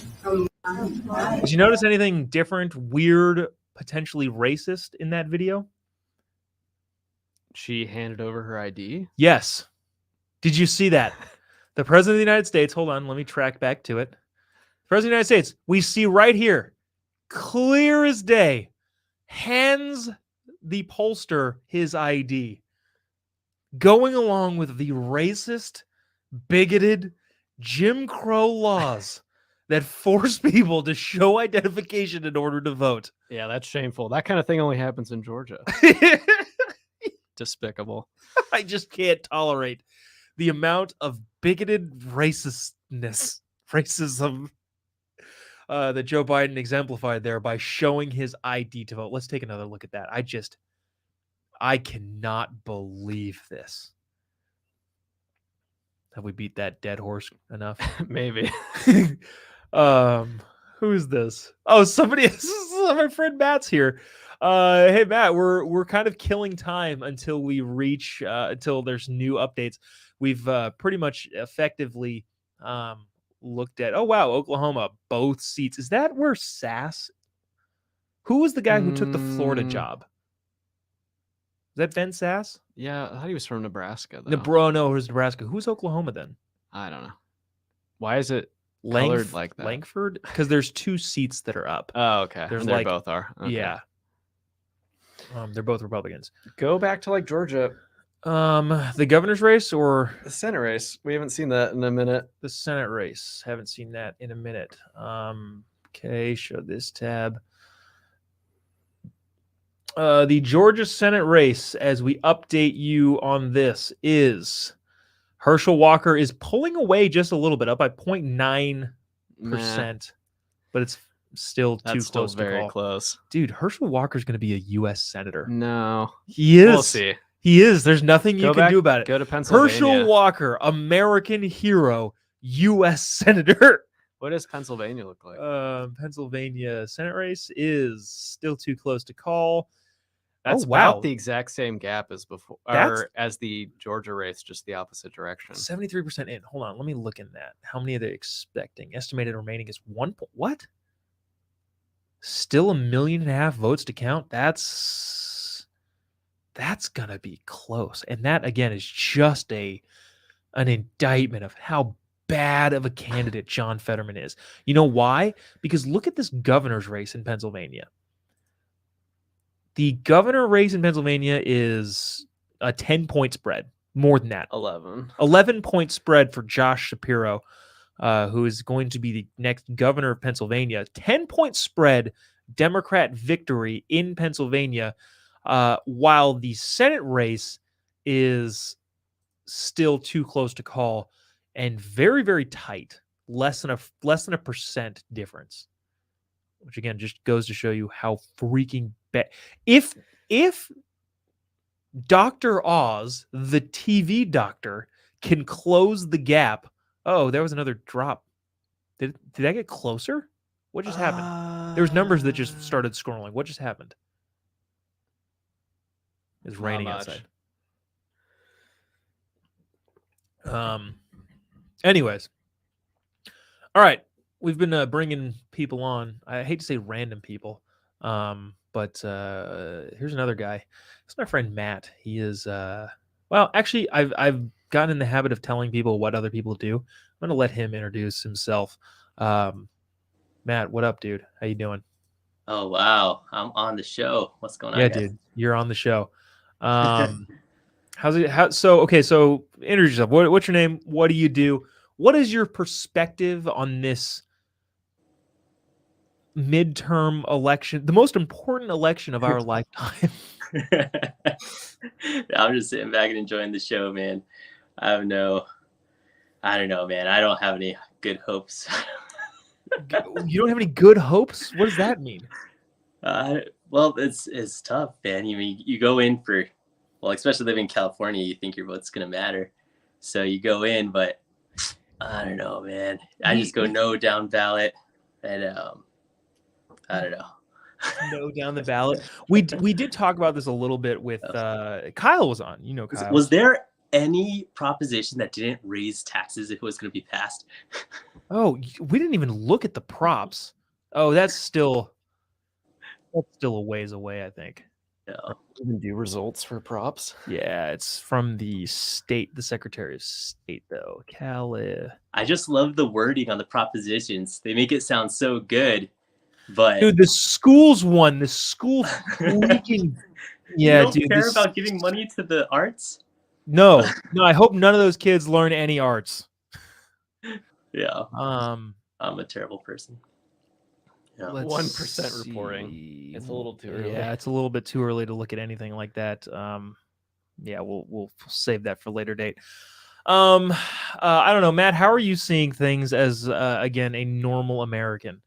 By that I mean, I don't know, a person that isn't ingrained in this every single day. And I'm going to leave this up to you to tell people or not tell people how ingrained you actually are. I'm not sure what you mean. I have no idea what's going on, man. Okay. All right. That's fine. This is my cousin Duncan, by the way. He's here with me. What's up, Duncan? In the bunker. Okay. Yeah. Doing election coverage. Any roof leaks out there? Not that I know of. Not yet. But I wish you didn't remind me that there could be, because now I'm thinking about it, and that is not a good thing. Our buildings aren't built to withstand rain here.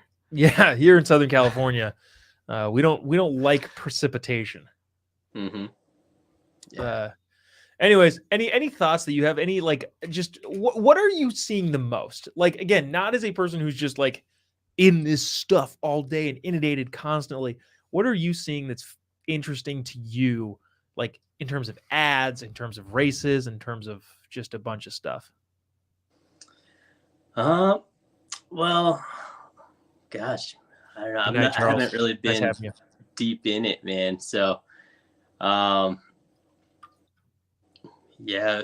In what ways in particular? I guess can you narrow down your question? Well, like what's making its way to you? So like I've been just entrenched in this Georgia/Pennsylvania race, also the Arizona Senate and governor races. Does that stuff reach normal people's ears? And when I say normal people, I'm not at all trying to sound demeaning. And if anything, I'm sounding demeaning towards people like me who are weird nerds who look at this stuff all the time. Like, does that reach you, and does it have any effect on how you do things? Well, I think it's just, well, I'm pretty involved, I guess, politically. I'll keep up with it. So for me, I guess it's it does reach me, but for I guess my coworkers or colleagues, what's that like? I don't know. There's no. There's a lack of deep talk when it comes to how these policies actually have an effect on our everyday lives. And you'll complain about the gas prices or crazy things being taught in our schools, but there's no connection between, well, the policies that you're voting for is what's causing this. And so they'll complain about the effects that they're seeing, but they'll still be voting for the cause. And so I think shows like this is helpful to continue to. It's funny. It's funny because there's somebody that said, hey, your numbers, there's discrepancy between your numbers and other people's numbers. And I said, you should not watch this show for accurate information. Try maybe witty bantering and some interesting commentary, maybe. But this is not the place where you're going to get hard numbers and cold journalistic facts. Fake news. Yeah.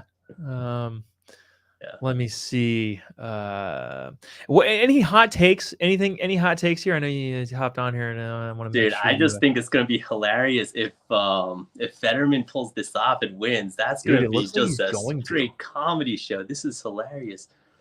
Wow. Yeah. Let's see. Let's go back to this Senate race.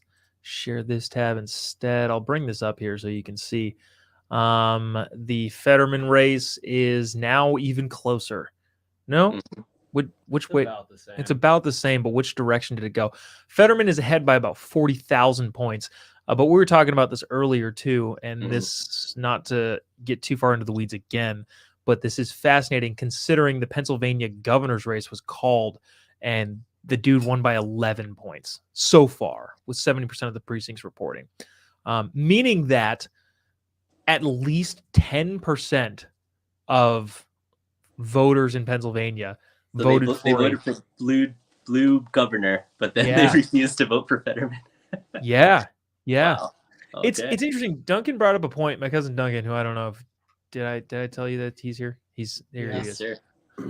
He brought up an interesting point about like states east of the Mississippi and how they in sometimes and in a lot of ways will vote just opposite of the party that's in power. How did you explain it? Say they vote Democrat in presidential elections, they'll just randomly. You're not even close to the microphone. Oh, it's not like I do this all the time. Yeah, so like say they vote for Democrat for president regularly, they'll randomly vote for a Republican governor. Yeah. Just for balance of power. Well, no, but more along the lines of like party doesn't really matter. It's a policy thing over there. Like, hey, do we like the person in their policies? And if yes, then we'll vote for them regardless of their party. At least that's what I take from that. Yeah, there's policy, and then there's also, this is a really important job that requires communication. It requires having conversation, understanding context in the conversations, and this dude needs some time to heal, man. He just had a stroke, a brain injury. He should have bowed out. Like he should. It was not cool of him to stay in the race. Like just in all honesty, he should have gotten it. There was more than enough time for him to go out, to get out of the race. Yeah, but he didn't. I mean, this guy has a clear brain injury. But then I think back to 2 years ago, and I guess 81 million people voted for a guy with a brain injury as well. So I see what you did there, Matt. I see with the joke that you're trying to make, or made effectively. I want to look at this really quick before we hop off with you. Look at this. This is Alex in the live stream chat said, what did he say? Why does LA County's election results always take so long to be posted? There doesn't look like there's any election results right now, which I think is the point. We're 20 minutes in and nothing out of LA County. Was there anything on the mayor?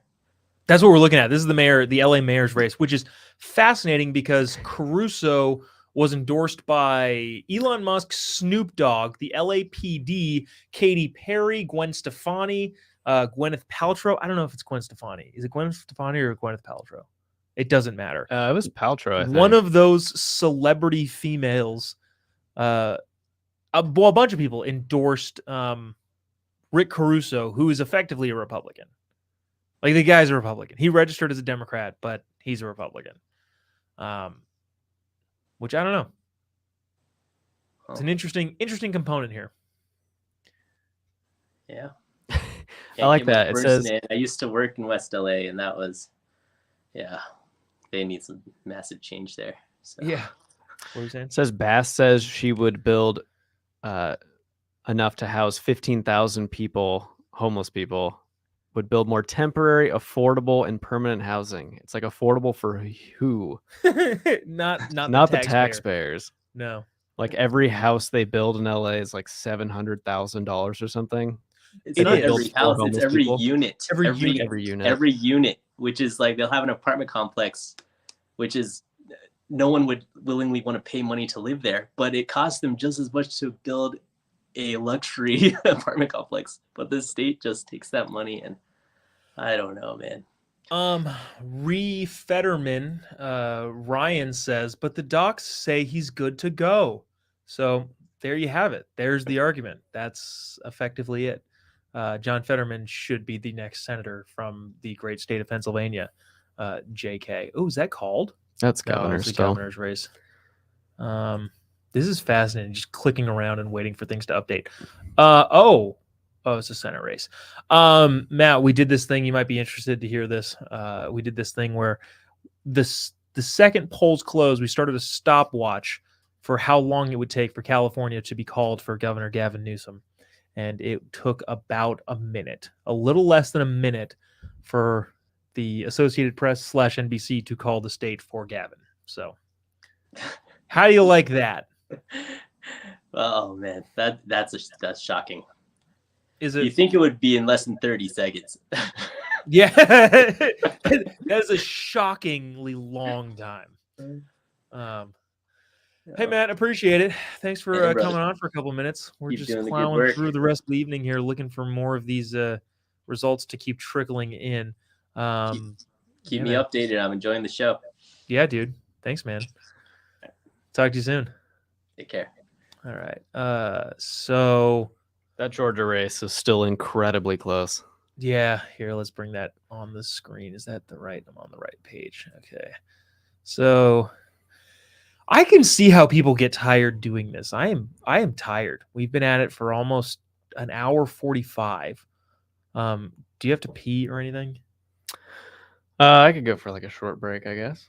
I don't know how we go for. I don't know how we do a break, other than log into like Fox News and then stream the Fox News broadcast on this channel. Yeah, I mean, you could sit here and talk. Okay, if you go up, do you want to get me a cup of decaf coffee? Are you going upstairs? Yeah, I'll go upstairs. Okay, that would be fantastic. Where's that? At the coffee pot. Okay, right near the thing. Good stuff. Is it going to make a loud racket when I go upstairs? Yes, it will. Okay. I'll play a video. Actually, hold on. I'll take this. I want to play 30 seconds of Ron DeSantis, the Florida race, and then we'll get more into the weeds of the Georgia Senate race. Hold on. Don't go yet. Let me see. What does "don't go yet" mean in your world? Watch this from Ron DeSantis. Woke ideology. Go ahead. We fight the woke in the legislature. We fight the woke in the schools. We fight the woke in the corporations. We will never, ever surrender to the woke mob. Florida is where woke goes to die. People have come here because our policies work. Leadership, woke ideology. We don't need to listen to that again.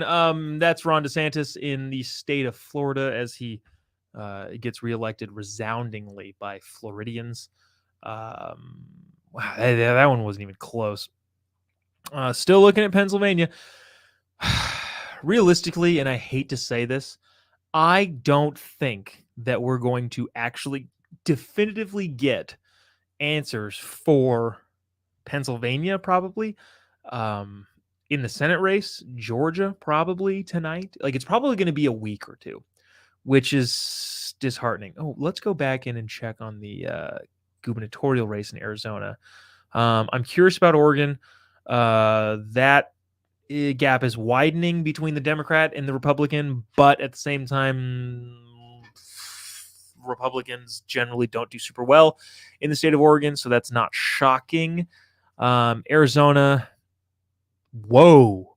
I don't know what tranche just came in there, but that's a 13-point gap between Katie Hobbs and Carrie Lake, which is yikes. That's a big gap. Wisconsin Senate race. That's not the Senate race. That's the governor's race. The Wisconsin Senate race, Ron Johnson has taken the lead. We've been on that for, oh shoot, I'm not even sharing the right screen. This shows that I've been doing this I haven't been doing this too long. Let's see. Oh, Randy in Ohio says the Senate results, J.D. Vance has declared the winner in Ohio over Tim Ryan. Looks like about 300,000 vote difference at the moment. It looks like, Ohio, same thing as every state, just a wildly red state outside of the major metropolitan areas that do have a big population base. But J.D. Vance will be the next senator from the state of Ohio. J.D. Vance is a really interesting story if you don't know anything about him. Interesting to take a look there. Thanks, Randy, for the heads up. A lot of this stuff is changing quickly, and sometimes it's more difficult to keep up. Let's check in on the House. We haven't looked at the House much. Look at that. Let's see. 8 seats have been flipped, plus 8 gain for Republicans. That is going to, again, help them increase their margin in the House. Republicans are going to take the House. That remains to be seen whether or not they're going to take the Senate. But I don't know. Such is. Some of these races in California are going to be really, really, really, really interesting. Wow, Darrell Issa is going to win that San Diego seat in California, 48. Katie Porter. So this is going to be an interesting race. House seats in California. Let's see. Can I click on this one specifically? I can't. 43% of the precincts are reporting Katie Porter beating Scott Baugh, which, if you're not familiar with California politics, that's fine. I would imagine a lot of you are watching in California. That's mostly where my audience is based. But in California, I just had it up. Is it 45? Katie Porter's the whiteboard person, 47. And she's highly annoying. But a lot of the polls had this as a toss-up race. And from the looks of it, at least pretty close, it looks like that's going to stay a Democrat seat in California, even in Orange County, even though that's, I don't know, apparently still a a Democrat area. Irvine, I'm getting too into the weeds here in California politics. Back to this House map, nothing super shocking. Here's the races to watch. Colorado 8. That looks like it's leaning in the way of the Democrat there. I'm not going to pretend to know a bunch about this stuff. Ooh, Okay, never mind. David Valadeo, this is a hot race in California, is also getting a little I don't know, interesting there. Let's see, what was this? Oh, this is a Republican seat. So VA2, Virginia District 2, looks like, is this the incumbent? Yeah, that looks like the incumbent lost to a Republican, picked up a seat in the state of Virginia. That's fascinating. That's part of the 8 flipped, 7 gained seats. Oh, wow, to the Democrats, 3 flipped seats. Who just got called? Yeah, that map's going to look really, really interesting when it's all said and done. At a certain point, I'm just filling time to just talk until we wait for like new things to happen. Because, well, in reality, there's no. Oh, there we go. That's something that's breaking, I guess. In the governor's races, and this might have happened a little while ago, Kathy Hochul will remain the governor of New York by a pretty wide margin in New York State. Look at how red New York is, too, by the way. Just look at all of the different states, how red they are geographically. And I don't know. Was a good run. And I would imagine Lee Zeldin is going to get a pretty solid, no, I don't want to say bump, but they ran a really good campaign and gave a voice to a lot of people in New York who didn't otherwise have one. So even though Kathy Hochul will win that seat, good run. And probably this will probably end up being closer than a lot of people thought it would be. Michigan race, Gretchen Whitmer is still ahead, but also still too close to call. The Wisconsin governor race, the Democrat incumbent, which is, again, interesting. Ron Johnson being the senator from Wisconsin who is up now. The governor's race, the Republican is down. I'm not sure who Team Michaels is. Let's look in there really quick. Tim Michaels, not sure who that is, but seems to be down by about 44,000 votes. Let's hop to Twitter. I just want to see what's going on election results wise. Kathy Hochul is going to win. Breaking news. AP projects Gavin Newsom wins a second term as governor. Let's see. Oh, this Ben Shapiro tweeted, candidate quality matters. Duncan and I talked about that a little bit. Maybe we'll talk more about it in a little bit. Let's see. Let me see. Anything else? Once again, I'm not saying. I'm just looking for. Let me find a video for us to. Let's see what's cool going on here in these U.S. elections. Keeping up to date. Control of Congress at stake. Yada yada yada.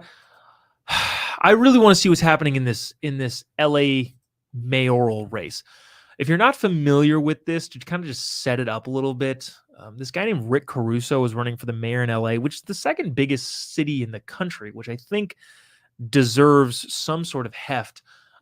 This guy named Rick Caruso is a lifelong conservative, recently in the past registered as a Republican, but flipped his ballot designation or his ballot party to a Democrat because you have to be a Democrat to run in the state of California. But it's I don't know. It's going to be interesting to see whether or not, because Katy Perry, Snoop Dogg, Gwyneth Paltrow, a bunch of people endorsed him. I don't know. Just kind of interesting. Let me see if there's anything like useful going on here. I should have had things ready to go. Actually, you know what? Nah. I want to wonder if we can stuff. Anything in the comment sections? Jim says he thinks the Republicans have it. Yeah, but not not by a lot. Ryan asks, what's your favorite color? Blue, as you can probably see from behind me. Karen says, play your song. I will not be doing that. But I thank you for knowing that that it does exist. Renee says everybody's packing out and moving out of New York in the morning. Probably not, but maybe. Let's see. Oh, this should be fun. This is a minute of audible gasps as the MSNBC panel when they first see the early returns from Miami-Dade. Miami-Dade went red for the first time in forever. Watch this. I'm told we just got Miami-Dade. This is a big one in Florida. Let's take a look at, So let's put this in some perspective. Miami-Dade County has 2.75 million people. In 2016, this was a Democratic county by 30 points. Hillary Clinton won this county by 30 points. Miami-Dade is 70% Hispanic. It began shifting to the Republicans in 2020. Donald Trump only lost it by 7. And look at this. In the mail-in and early vote, which again tends to be more Democratic friendly, Marco Rubio, the Republican, is outright leading in Miami-Dade County by 7 points over Val Demings, the Democratic challenger. In the gubernatorial race, interestingly, we don't have numbers from Miami-Dade County. There they are. They popped up for a second. Was that it? I flipped up to Broward to try to reset it to see if it came in. I want to go to this. This looks kind of interesting. Joy Reid reacting to. So this kid, what's his name? Maxwell something Frost, I think, is going to be the youngest congressman in U.S. history. That is if there's another somebody running on the Republican side. This guy's a Democrat, but he is 25 years old. Watch this on MSNBC. Can we just talk about Maxwell Frost though again? I mean, just for a second, because I just interviewed him when we were down in Orlando, and he actually experienced, gun violence in his own life in Orlando, and it's just this really dynamic young kid. He's going to be succeeding Val Demings in the United States, and he's going to be representing that same Orlando area in the House, and he is kind of the hope for what you could eventually develop in a state like Florida. Democrats are very hard to let go of Florida. They don't want to let it go. But he is one of those young activists in the state that is galvanizing around the issue of gun violence in a way that you're seeing that generation do. And that whole... Yeah. So a lot of that's going to be made. I think it's a lot ado about nothing, especially considering that it was Val Demings' old seat. Watch this from CNN. I thought this was interesting too. And me and a lot of my friends on the conservative commentating side of the aisle have been, I wouldn't say arguing, but we've been trying to figure out what's important to people. Ben says, anybody but Rachel Maddow, please. Here you go, Ben. Anybody but Rachel Maddow. Check this out. This is kind of interesting looking at the exit polls, and obviously we'll get back to more stuff in a second. Is that the numbers in these exits do not line up with what we were seeing in the polling data going into this election about what people cared about and the order in which they ranked it. So we have had a lot of questions throughout this time about new voters, people that hadn't been in there before that were perhaps not getting captured by the polling. So maybe this is a sign that we're going to see a little bit more of that tonight than we expected. We obviously don't know yet. And you know what's missing from this 1, 2, 3, 4, 5 top 5 issues? Democracy. It's not even in here. It's not to say that it's not an issue for people, but it doesn't even come close. Well, I do think that is that. Yeah, Chris Wallace is sitting there going like, "Yeah, dummies." Look at this. These are some of the early exit polls from CNN. Feelings about the way things are going in the United States: enthusiastic 5%, satisfied 20%. Dissatisfied, 39%, angry, 34%. Opinion of Biden as a president. These are the exit polls again, which are literally polls at the exits of the polls. Biden's at 45% approval, 54% disapproval. Also, I haven't given this spiel much lately or during the show. If you haven't already, would appreciate you clicking the little like button that should be like down here, or the little share button that's like over here-ish. Would appreciate you doing so, especially if you're watching on Facebook. It really does help us out, get to as many people as possible and continue this show rolling on each and every day. We didn't do a live show this morning because we were going to do this show, and I should have mentioned that on the live show on Monday, but I was ambitious and thought I was going to do a show this morning. Instead, we're just going to do this live thing this evening. But yeah, anyways, that helps us out quite a bit. If you haven't already, would appreciate you doing that. And getting back to some of these exit polls, was your U.S. House vote to support Biden, oppose Biden? 18% said support Biden, 32% said oppose Biden, and 48%, and I think this is kind of fascinating, 48% of Americans said that their U.S. House of Representative vote did not factor in Joe Biden whatsoever. This poll from CNN, again, is the effect of Biden's policies on the country. 46% of Americans says it's hurting, helping, 36%, and not making a difference at all, 16%. Those of you who say that the Biden policies are not making a difference at all, what world do you live in? What planet do you reside on? Where do you call home? Because it is clearly not the planet Earth, the same geographical location that I inhabit. Yeah. Let me see. This is, yeah, Ryan says, who in the hell thinks Biden is doing good? Yeah. I don't know. Let me see if there's any buddy of mine. Hold on. I don't know. Yeah, I'm gonna bring on somebody else. This is my Twitter feed, by the way. I'm scrolling through Twitter in real time. Give me a second. Is that Kyle coming back in? Kyle, you back? You back for more? Oh, here we go. Yeah, he is. What's up, dude? How you seeing things shake out? I was just checking to see if you were still on, because I was going to say at 8:02, Newsom and Padilla were both called with 0% of the votes in. Kyle, you're wrong. It was 8:01. No, I literally had it on my phone. I had a stopwatch on this stream. Fox News called it at 8:02. Oh, well, Fox News is behind the curve because NBC map changed colors. Okay, so I was right then. Before it hit 8:01. I'll take being right. I'm excited about this video. It's literally we had a countdown, and then I held my clock up to the screen, my stopwatch, and watched it turn blue. And it was like 57 seconds, which is just fascinating. Any thoughts, comments, concerns? Actually, you know what? It's probably about time we get back to like what's going on. We've been kind of like stalling for time because there's only so many times you can go back and look at the numbers before you kind of like try and figure out what's going on. Is this you? Did you text me, Kyle? Yeah, I just texted you. I was going to ask you. I don't know. Yeah, dude. I'm all about it. Do you want me to send the link over to him? Yeah, sure. All right, we'll see if he joins. Yeah. I can say this. He is a teacher at our campus. He went to St. John's. Uh-oh.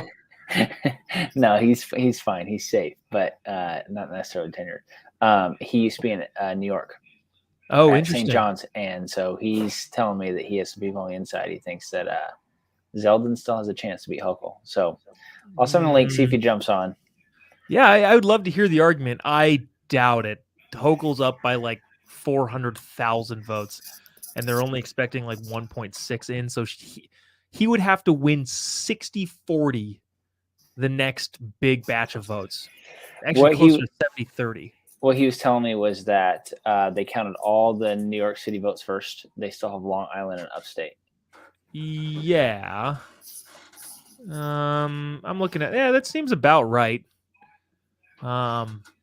Upstate though, 91% in, 95% in, 72% in, 95% in. Seems like a lot. Duncan, you can come on down. It might be a little noisy in here for a quick second.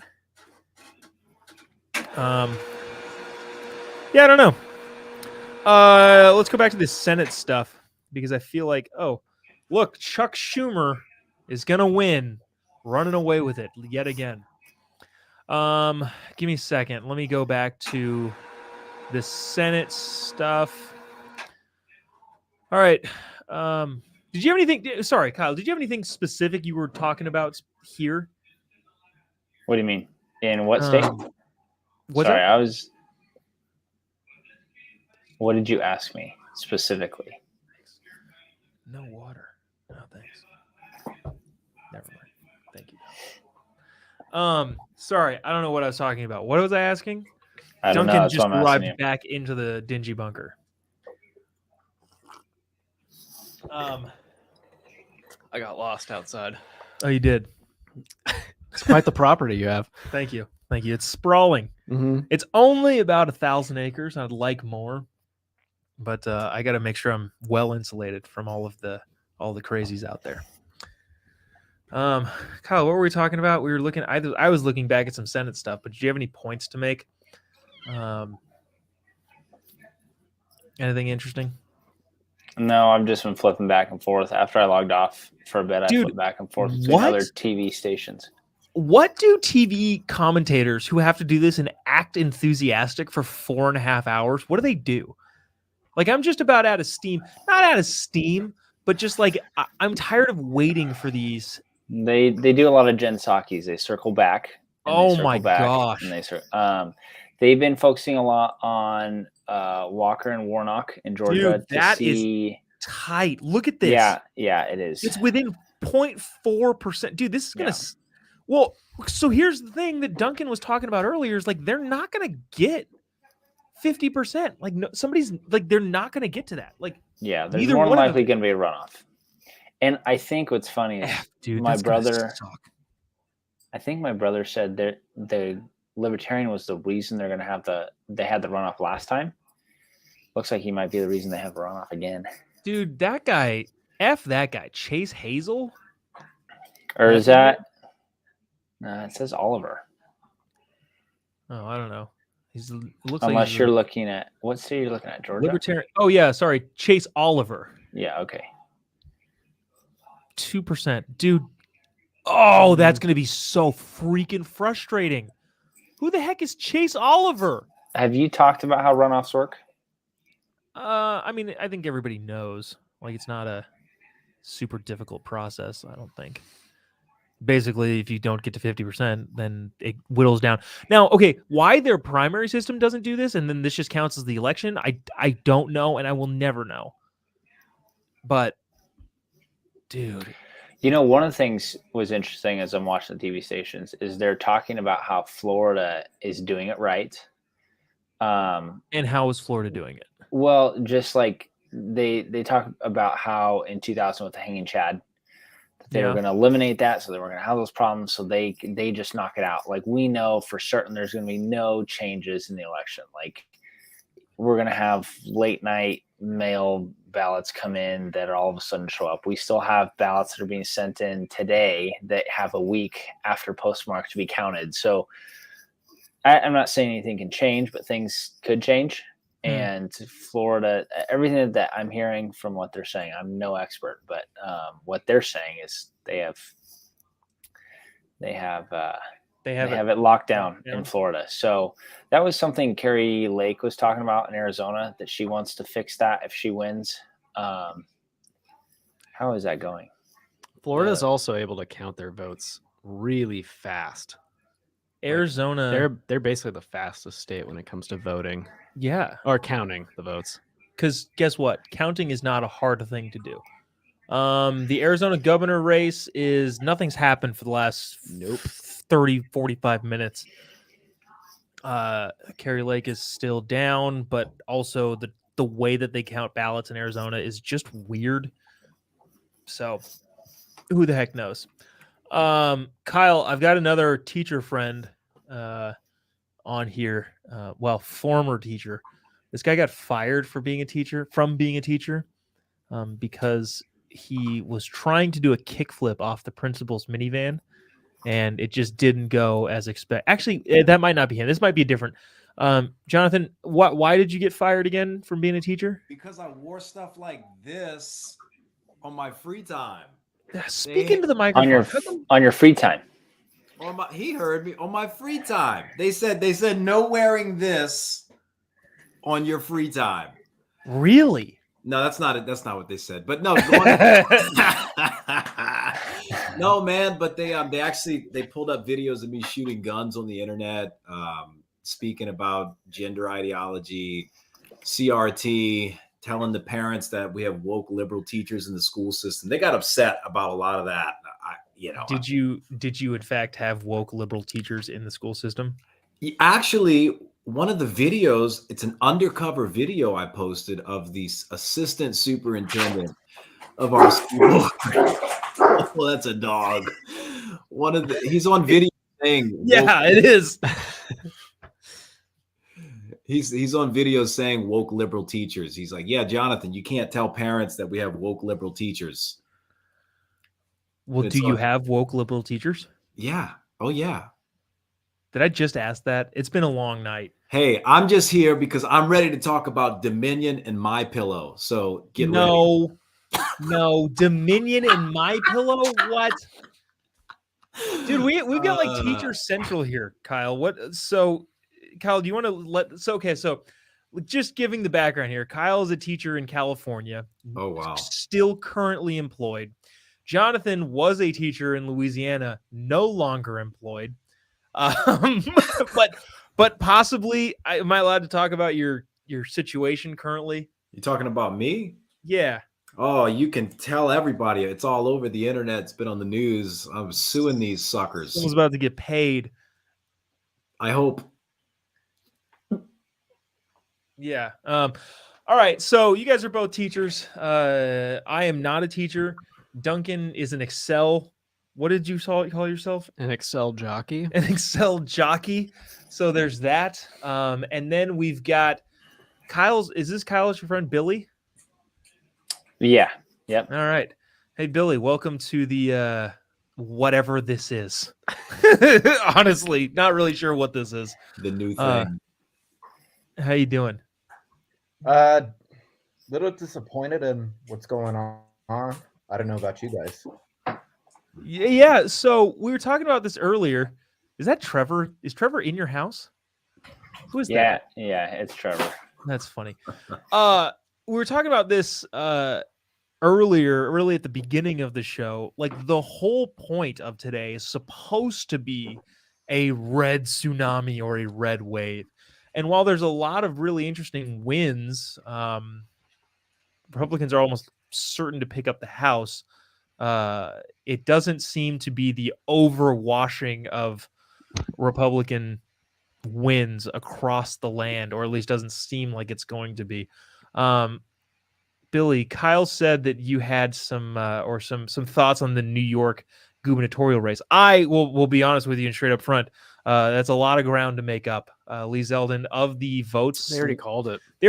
But let's just say, like in theory, like, well, they've called races before that they have to uncall, so not often, but it happens.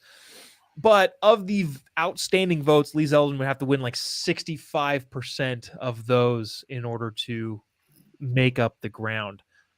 Any thoughts on that? From my understanding, he's been gaining ground all night. And I believe they count the New York City votes early. I mean, when I worked in New York City and I worked for Congressman Michael Grimm, our polls that came in immediately.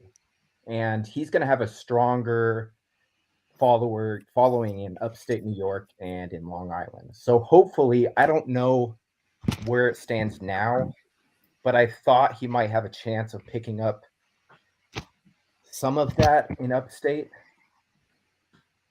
Yeah, the thing is, upstate looks pretty cashed in. Like 95% of the precincts are in. He won by substantial margins, but it doesn't look like it. In Long Island, for some reason, Suffolk County, there's nothing to report there. So I don't know what's happening there. Well, then you get Staten Island, which is going to go red. Yeah, That's that looks like the only place in New York City that's going to go red. Yeah, interesting. Yeah, I don't know. I'm not super optimistic on that one getting turned around. Let's see. As far as the Senate stuff goes, hey, Jonathan, your boy John Kennedy, in there like swimwear.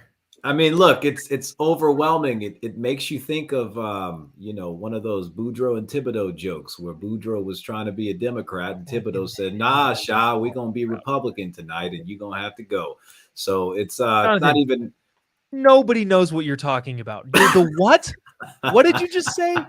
Let's just say I've said something that John Kennedy would understand, and that's why he's winning. There's I don't know. I want to find a funny John Kennedy. Oh, here we go. I'm gonna bring this up. And those of you, Billy, are you in California also?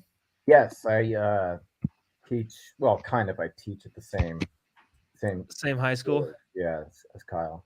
All right, I'm gonna play you guys this ad. I don't know if you would have seen this sort of thing, considering again you're not in Louisiana. But check this out. This is a real ad from a real sitting U.S. senator. Voted against the early release of violent criminals, and I oppose defunding the police. Look, if you hate cops just because they're cops, the next time you get in trouble, call a crackhead. John voted against the early release. I saw this. That was dying. That's hilarious.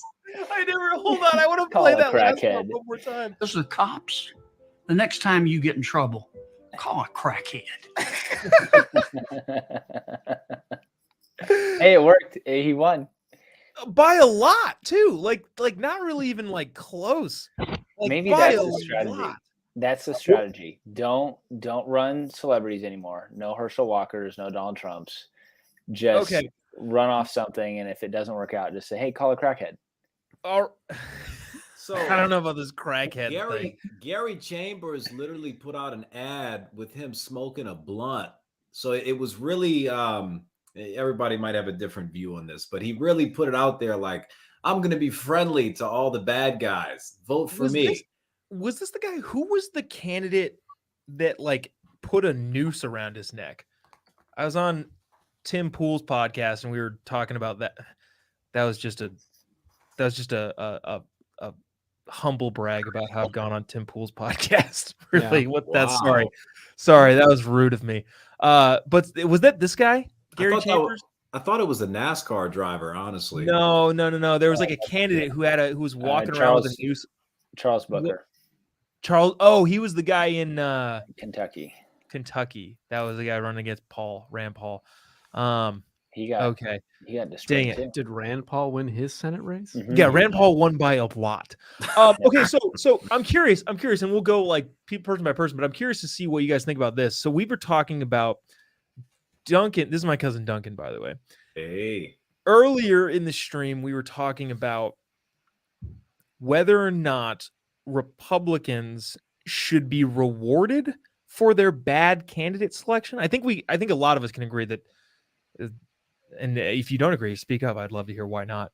The Republican candidate selection, especially in the Senate race in Georgia, the Senate race in Pennsylvania, and some of the other races, were not the best candidate selection. Duncan made the point of maybe, and I don't want to speak for you, Jonathan, you keep dipping off the thing. Maybe it's Republicans need to learn a lesson by nominating better candidates.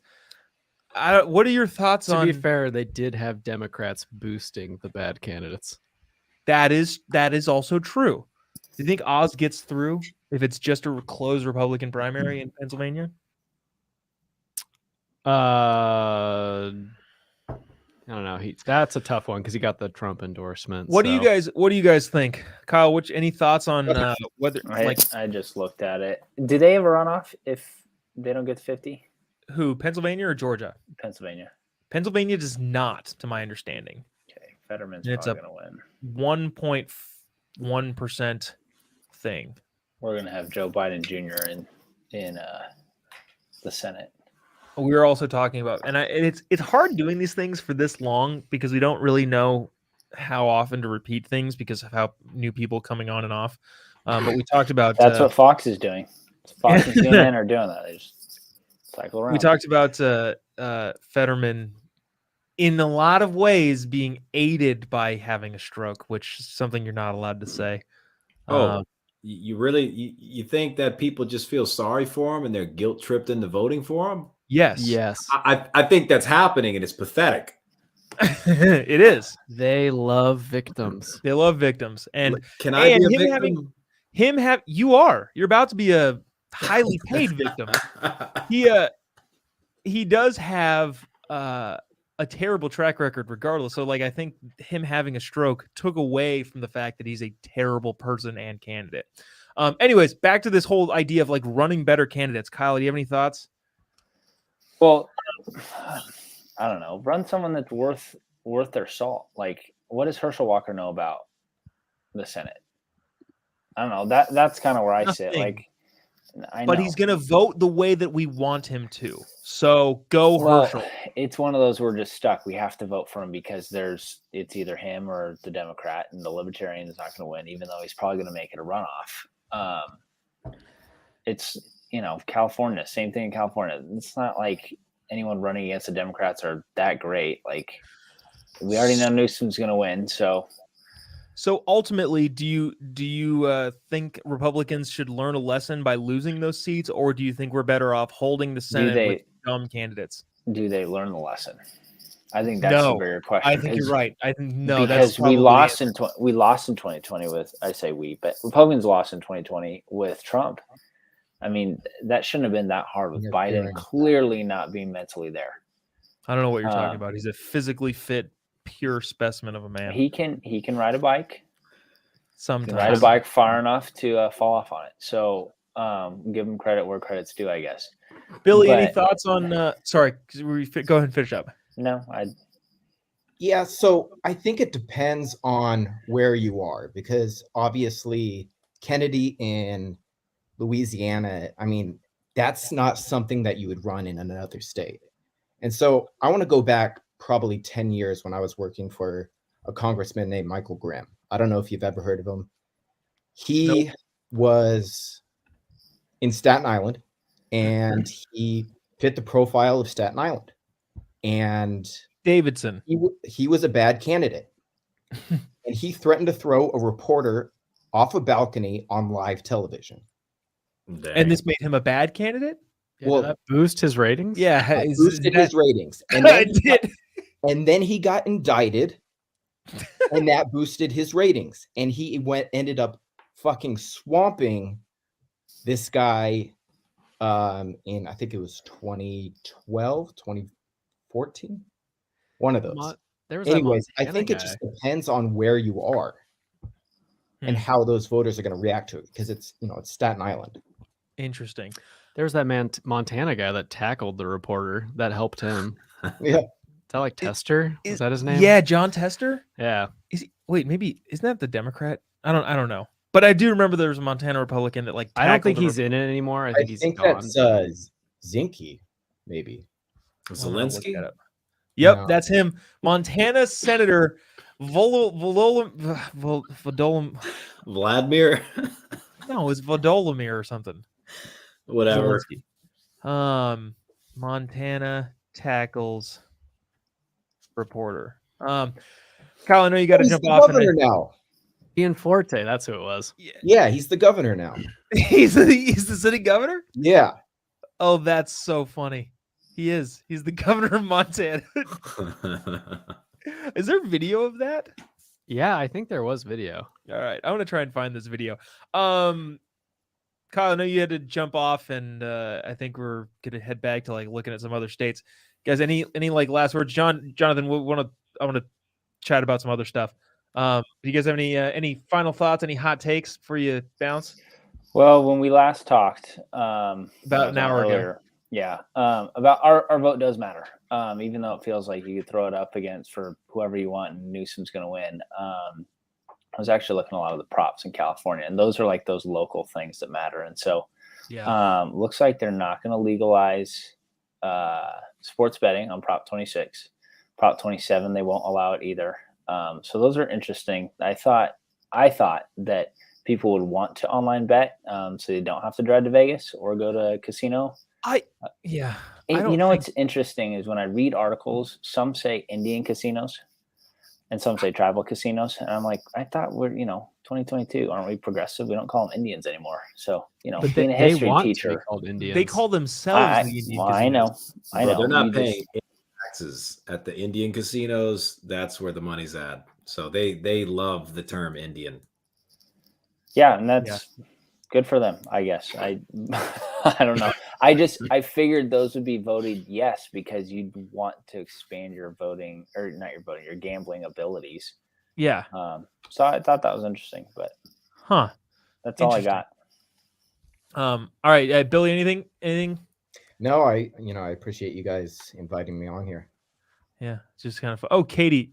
Look at Katie said no, it's Gianforte? Gianforte? That's funny. That's commitment. She's been watching it for quite some time, that means. Do you know her? No. Oh. All right. Hey, thanks, Billy, for kicking it for a second. That's my wife. I feel like she'd get mad at me for saying no. I think you're gonna be in trouble for that. I know I might be. Jonathan, so what's going on with your camera, dude? You're I'm on my webcam now. I know, I get it. You're just like all into the face now. Just all face. It's all mostly face. nose. It's all face. Mostly nose. Any hot takes to share? Even though your state that you reside in is not super difficult in terms of trying to figure out what's happening, what's going on. Oh, it's certainly difficult if you don't want to be a victim of crime. It's actually very difficult. Man, I tell you what, I don't know if y'all talking local races, big races, tiny races, but all races, dude. Here, go back to the props. We're multiracial. Yeah, we ever went over like the California props. I want to look at Jan. What is his name? Jan Forte.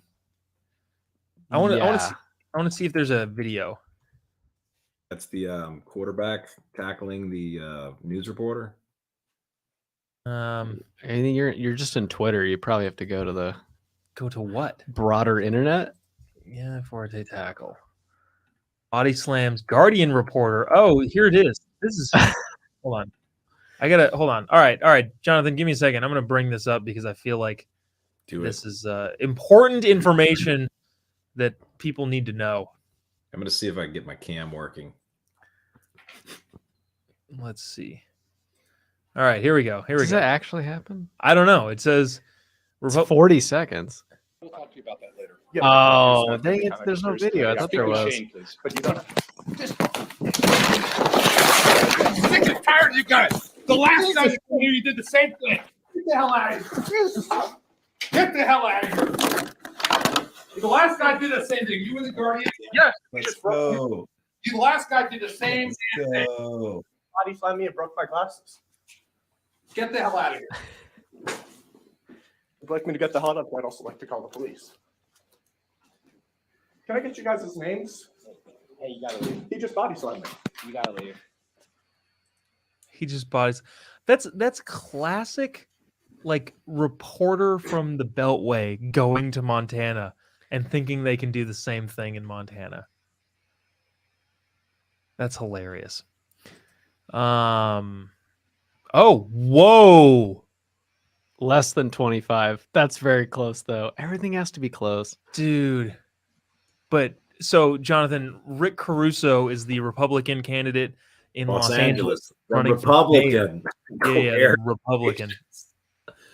They are close. I saw earlier it was like really looking.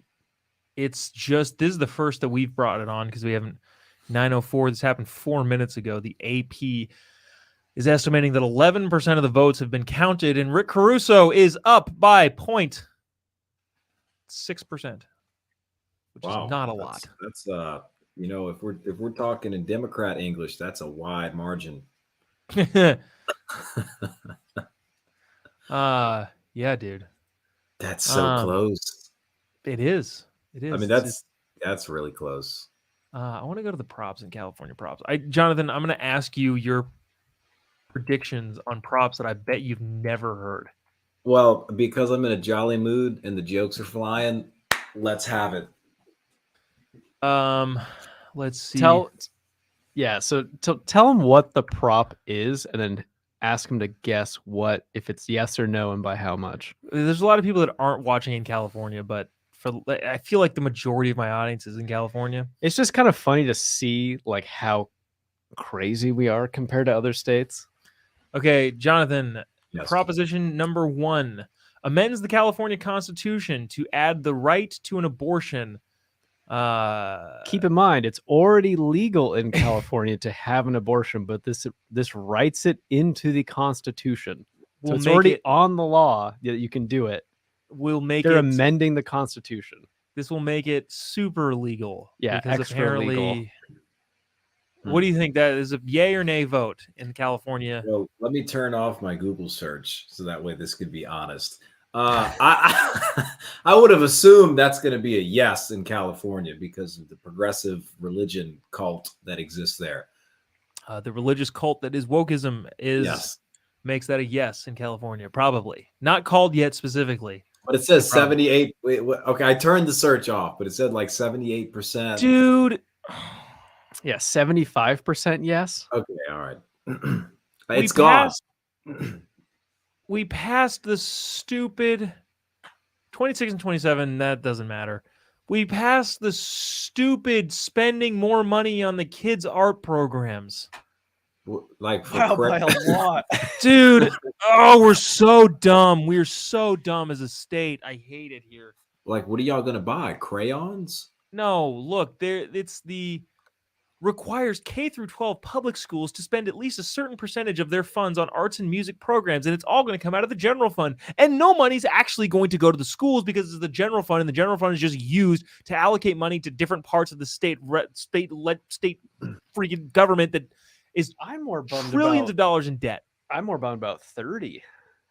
Prop 30 was really bad. Imposes a tax to support purchase of electric vehicles. That Is this was the one like that creases the wildfire one. So basically, they just that's the most vaguely worded law.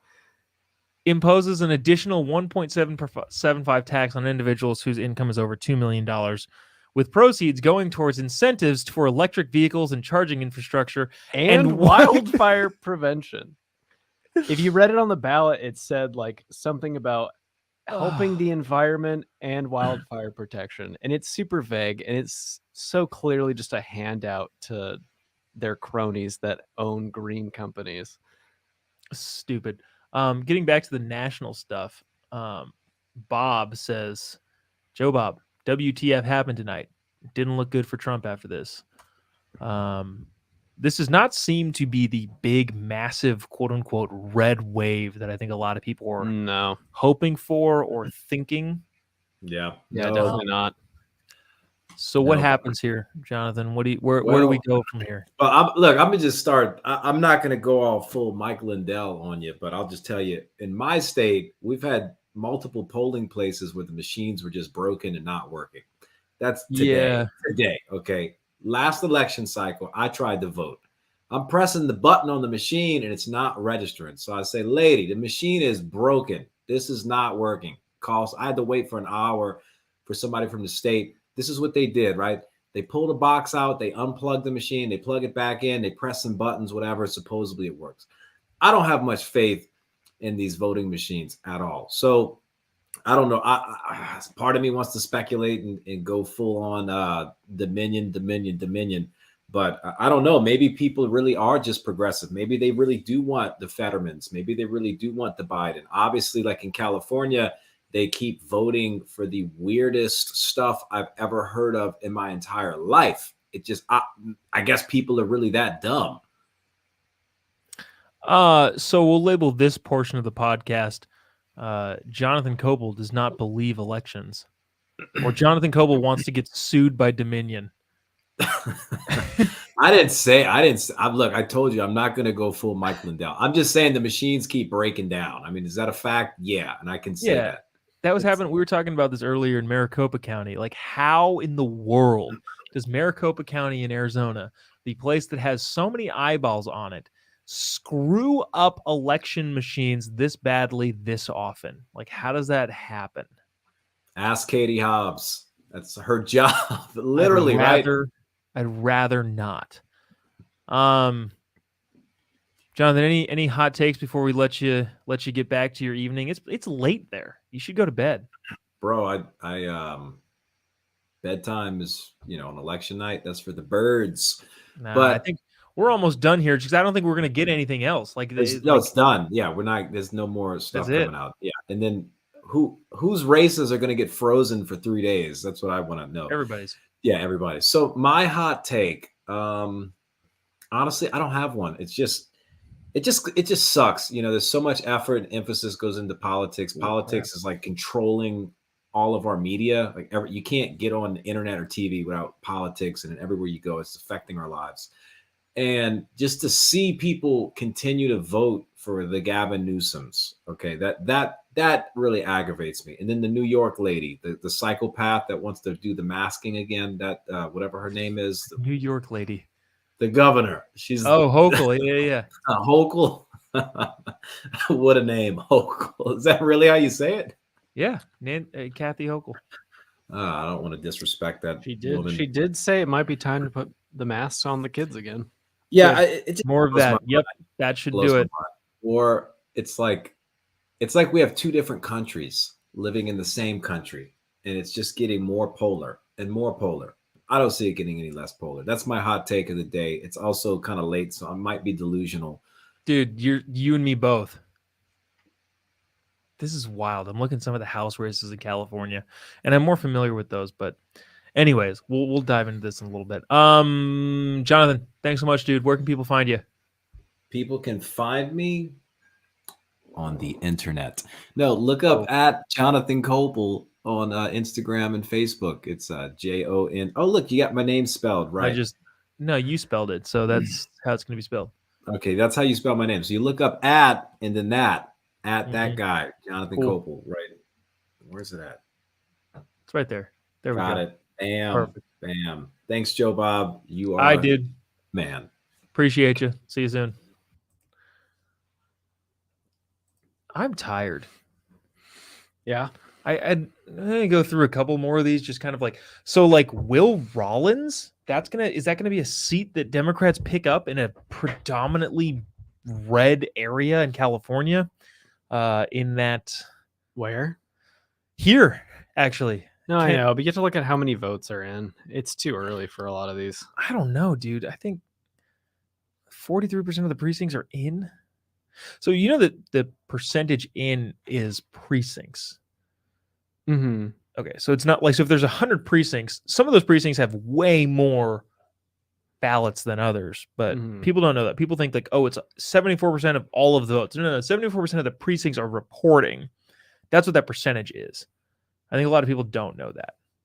I think a lot more people who don't know that than you might think. Wow, going back to the Fetterman race here for a hot second.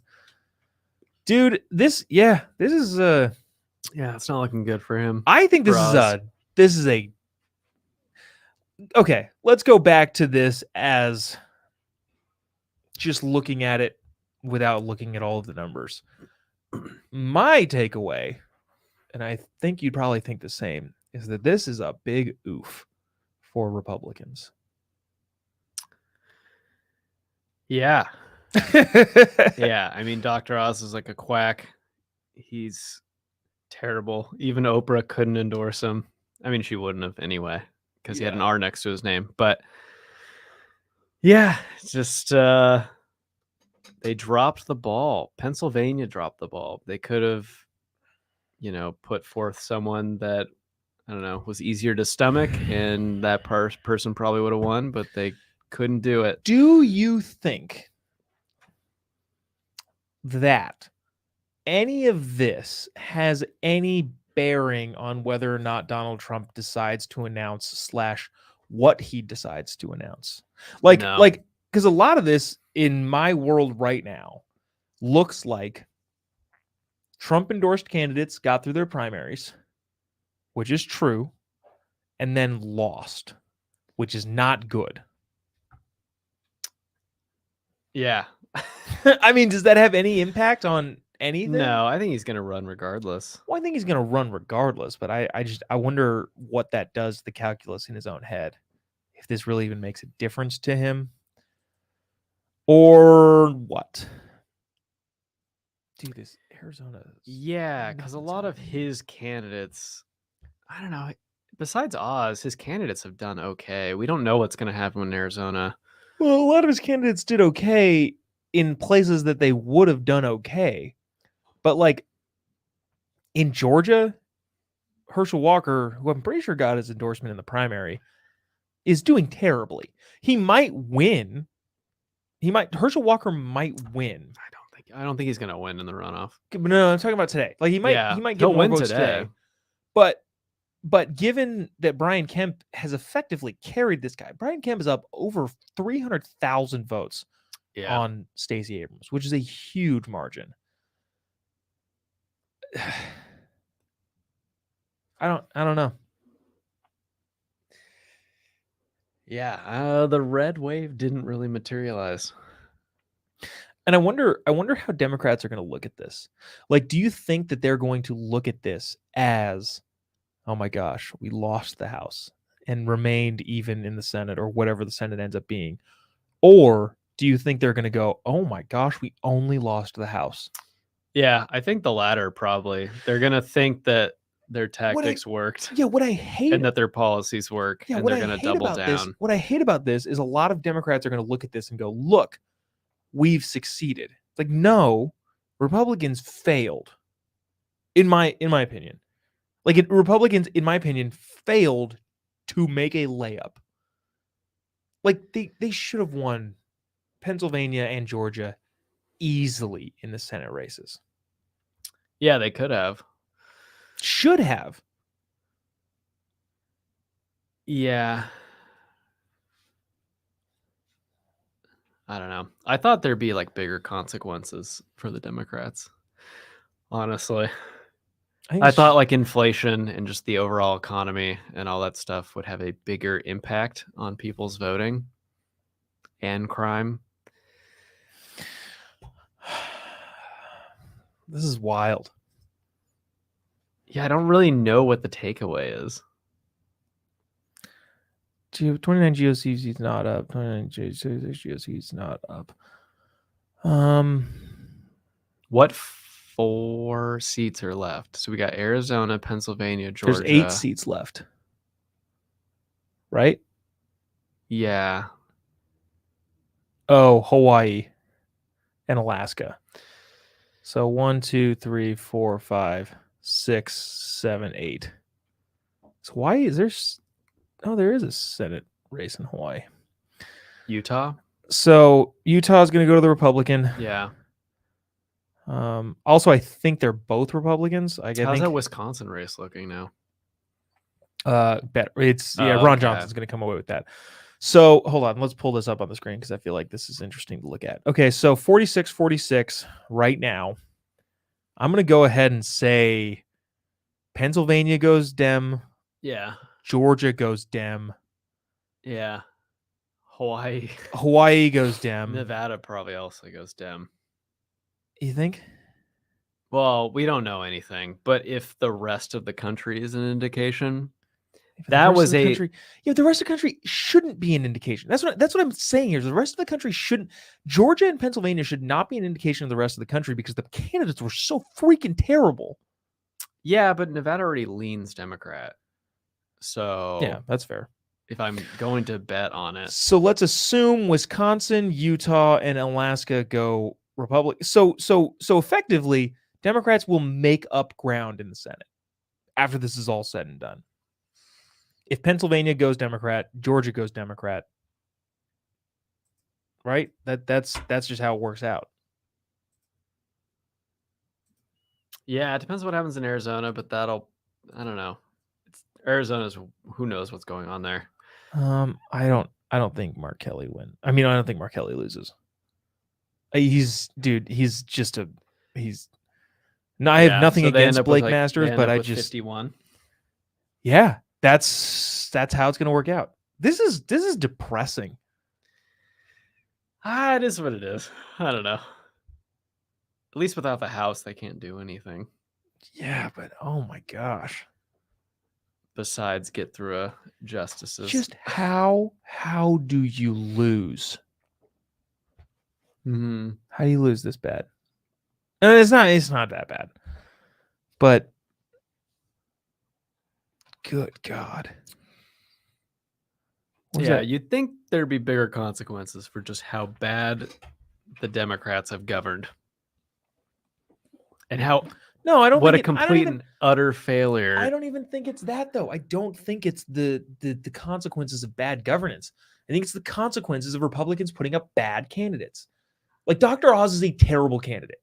Yeah. Like Herschel Walker is a terrible freaking candidate. Before all this stuff came out, I feel like I've been like skeptical to talk about this because I don't know. I don't have any problems personally with Herschel or people that are in his orbit. I'll leave that there. But he's objectively a bad candidate. Yeah, they could have put up someone better. Literally anybody. They could have put up Kelly Loeffler again. Yeah. Like honestly, they could have. Like Herschel Walker's just a bad candidate. I don't know. In the comment section, anybody in the comment section like also just mad and irritated because this is not the red wave that anyone's expecting. I don't know what that means necessarily because there's a lot of people. Well, you heard the conversation that I was having on that other live stream earlier about what issues people were voting on. Yeah, I still don't think that had anything to do I don't with think it. so either. But there's no way of definitively knowing.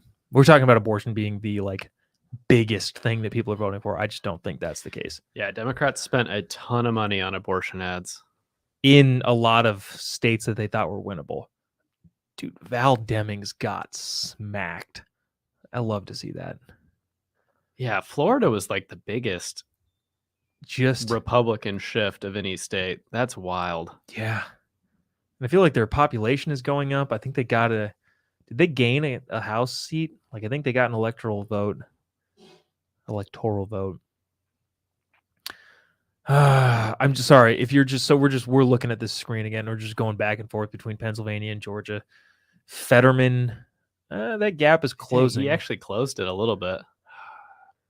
Oh But this my is gosh, that is such a close. That's 30,000 votes. That's nothing. This is going to be one of those that just it's going to be 3 weeks before we know about this. Yeah, probably. I hate this. This is a terrible way to run elections.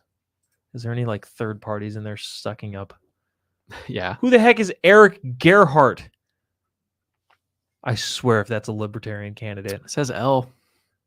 Oh, F you, Eric.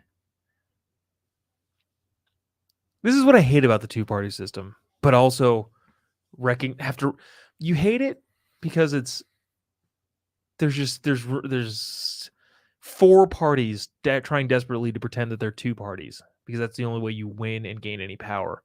But at the same time, you hate it because if people don't go along with it, like whoever this Eric Gerhardt, who is, I'm assuming, taking 60,000 votes away from Dr. Oz, if not 66,000. What else do you want to talk about? I feel like the viewership has gone substantially down. Not that it was huge to begin with, but I'm exhausted. Yeah, I'm tired too. I don't know. There's not a lot to talk about without Arizona having any sort of Go back and ballot take one return. more look at the Los Angeles race. That has not moved at all. The props in Really? California have not moved. Did you refresh them? Yes, I refreshed the page. Katie says only your wives left watching. That's not entirely true, unless Duncan Crystal has... was never watching to begin yeah, with. she was never watching in the first place, and also I don't think we have this many wives that are still watching. What was I gonna say? Oh, never mind. I was just gonna talk about the marathon day. I was up at 4 o'clock this morning. Yeah, man, that's rough. It was very early. I had to catch a 6 a.m. flight, flew to Phoenix, did a show, came back. You picked me up from Santa Ana Airport. We drove here and have been doing this for 3 hours. Where'd you fly out of? Ontario. I always fly out of Ontario. Hmm. I don't know if I should say that. I don't want people knowing where I live. Ontario, Canada, he means. Yes, I do. I am a Canadian. I live in Ontario, Canada, and I fly into the country to do these sorts of live streams making fun of your silly American politics. Not that Canada's is any less silly. No, it is not.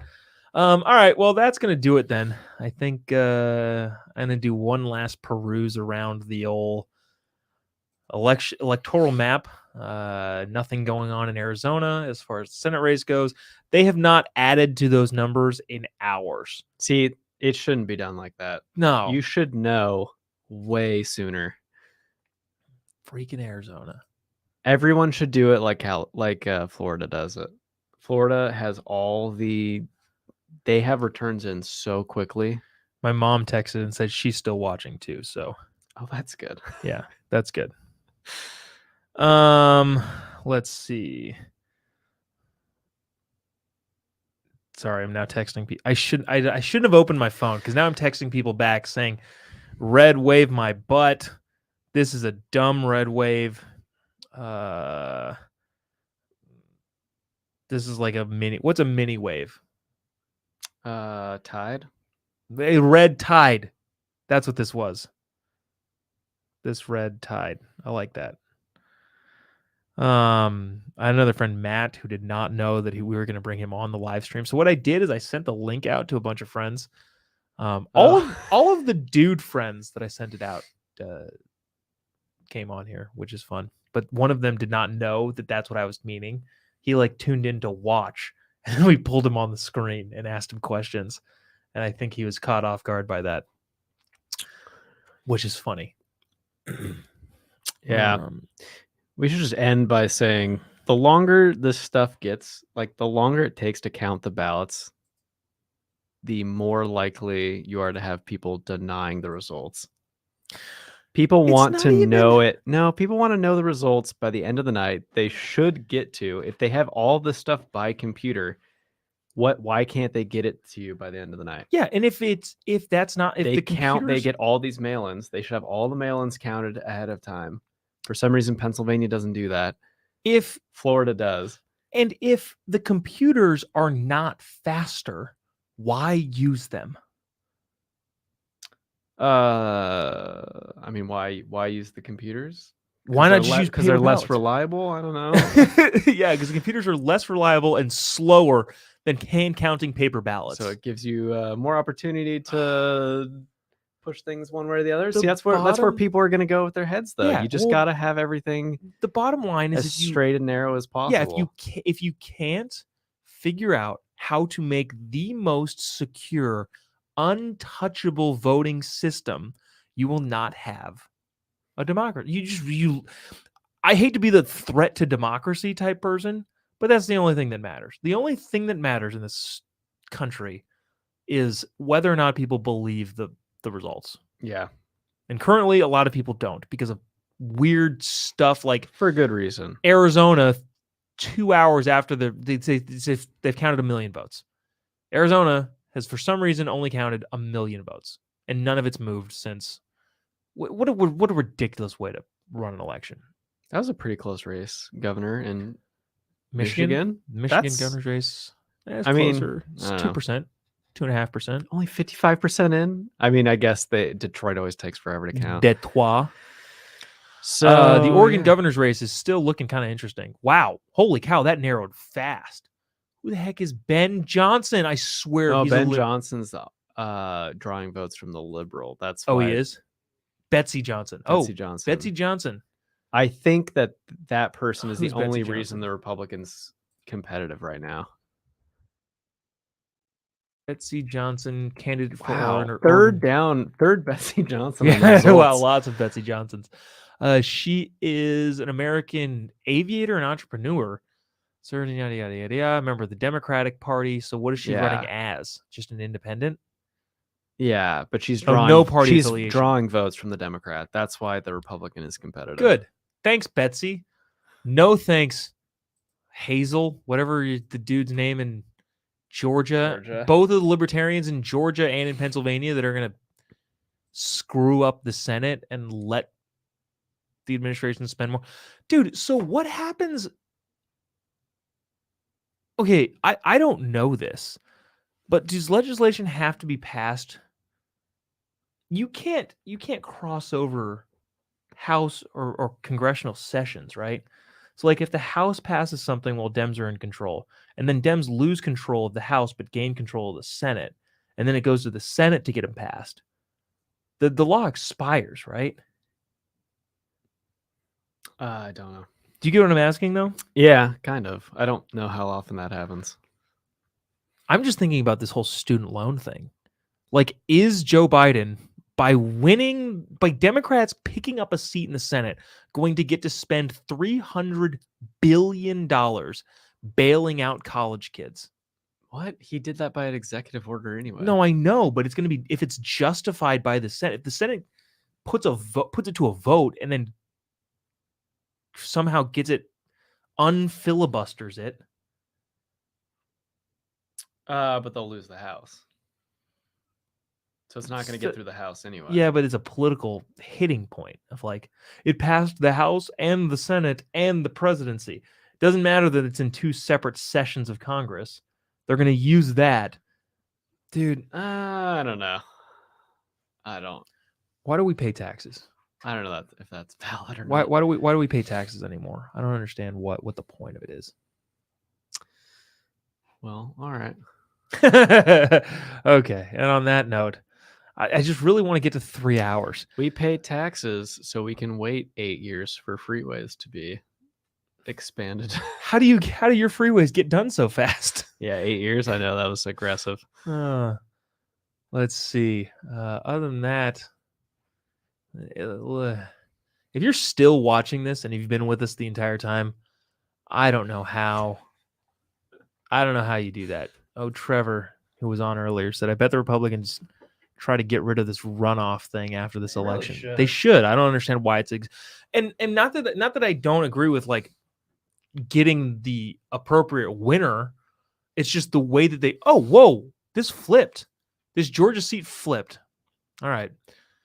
It's still going to go to a runoff regardless. It's still going to go to a runoff regardless, but Raphael Warnock has now got more votes than Herschel Walker, who is being carried by a governor who got 10% more votes than his Democrat governor opponent.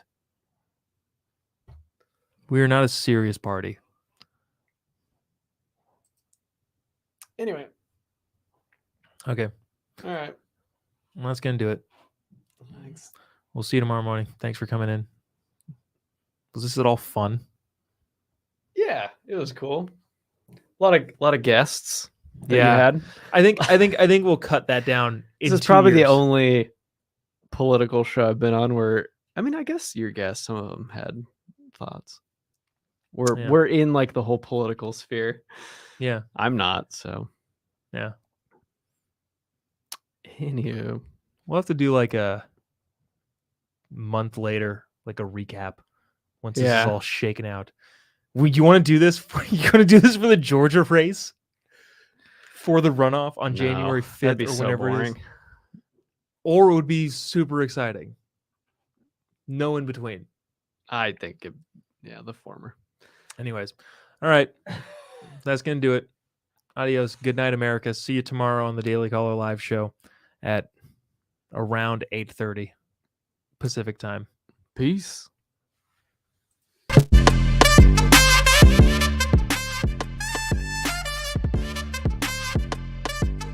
Sorry, I don't have a lot to say.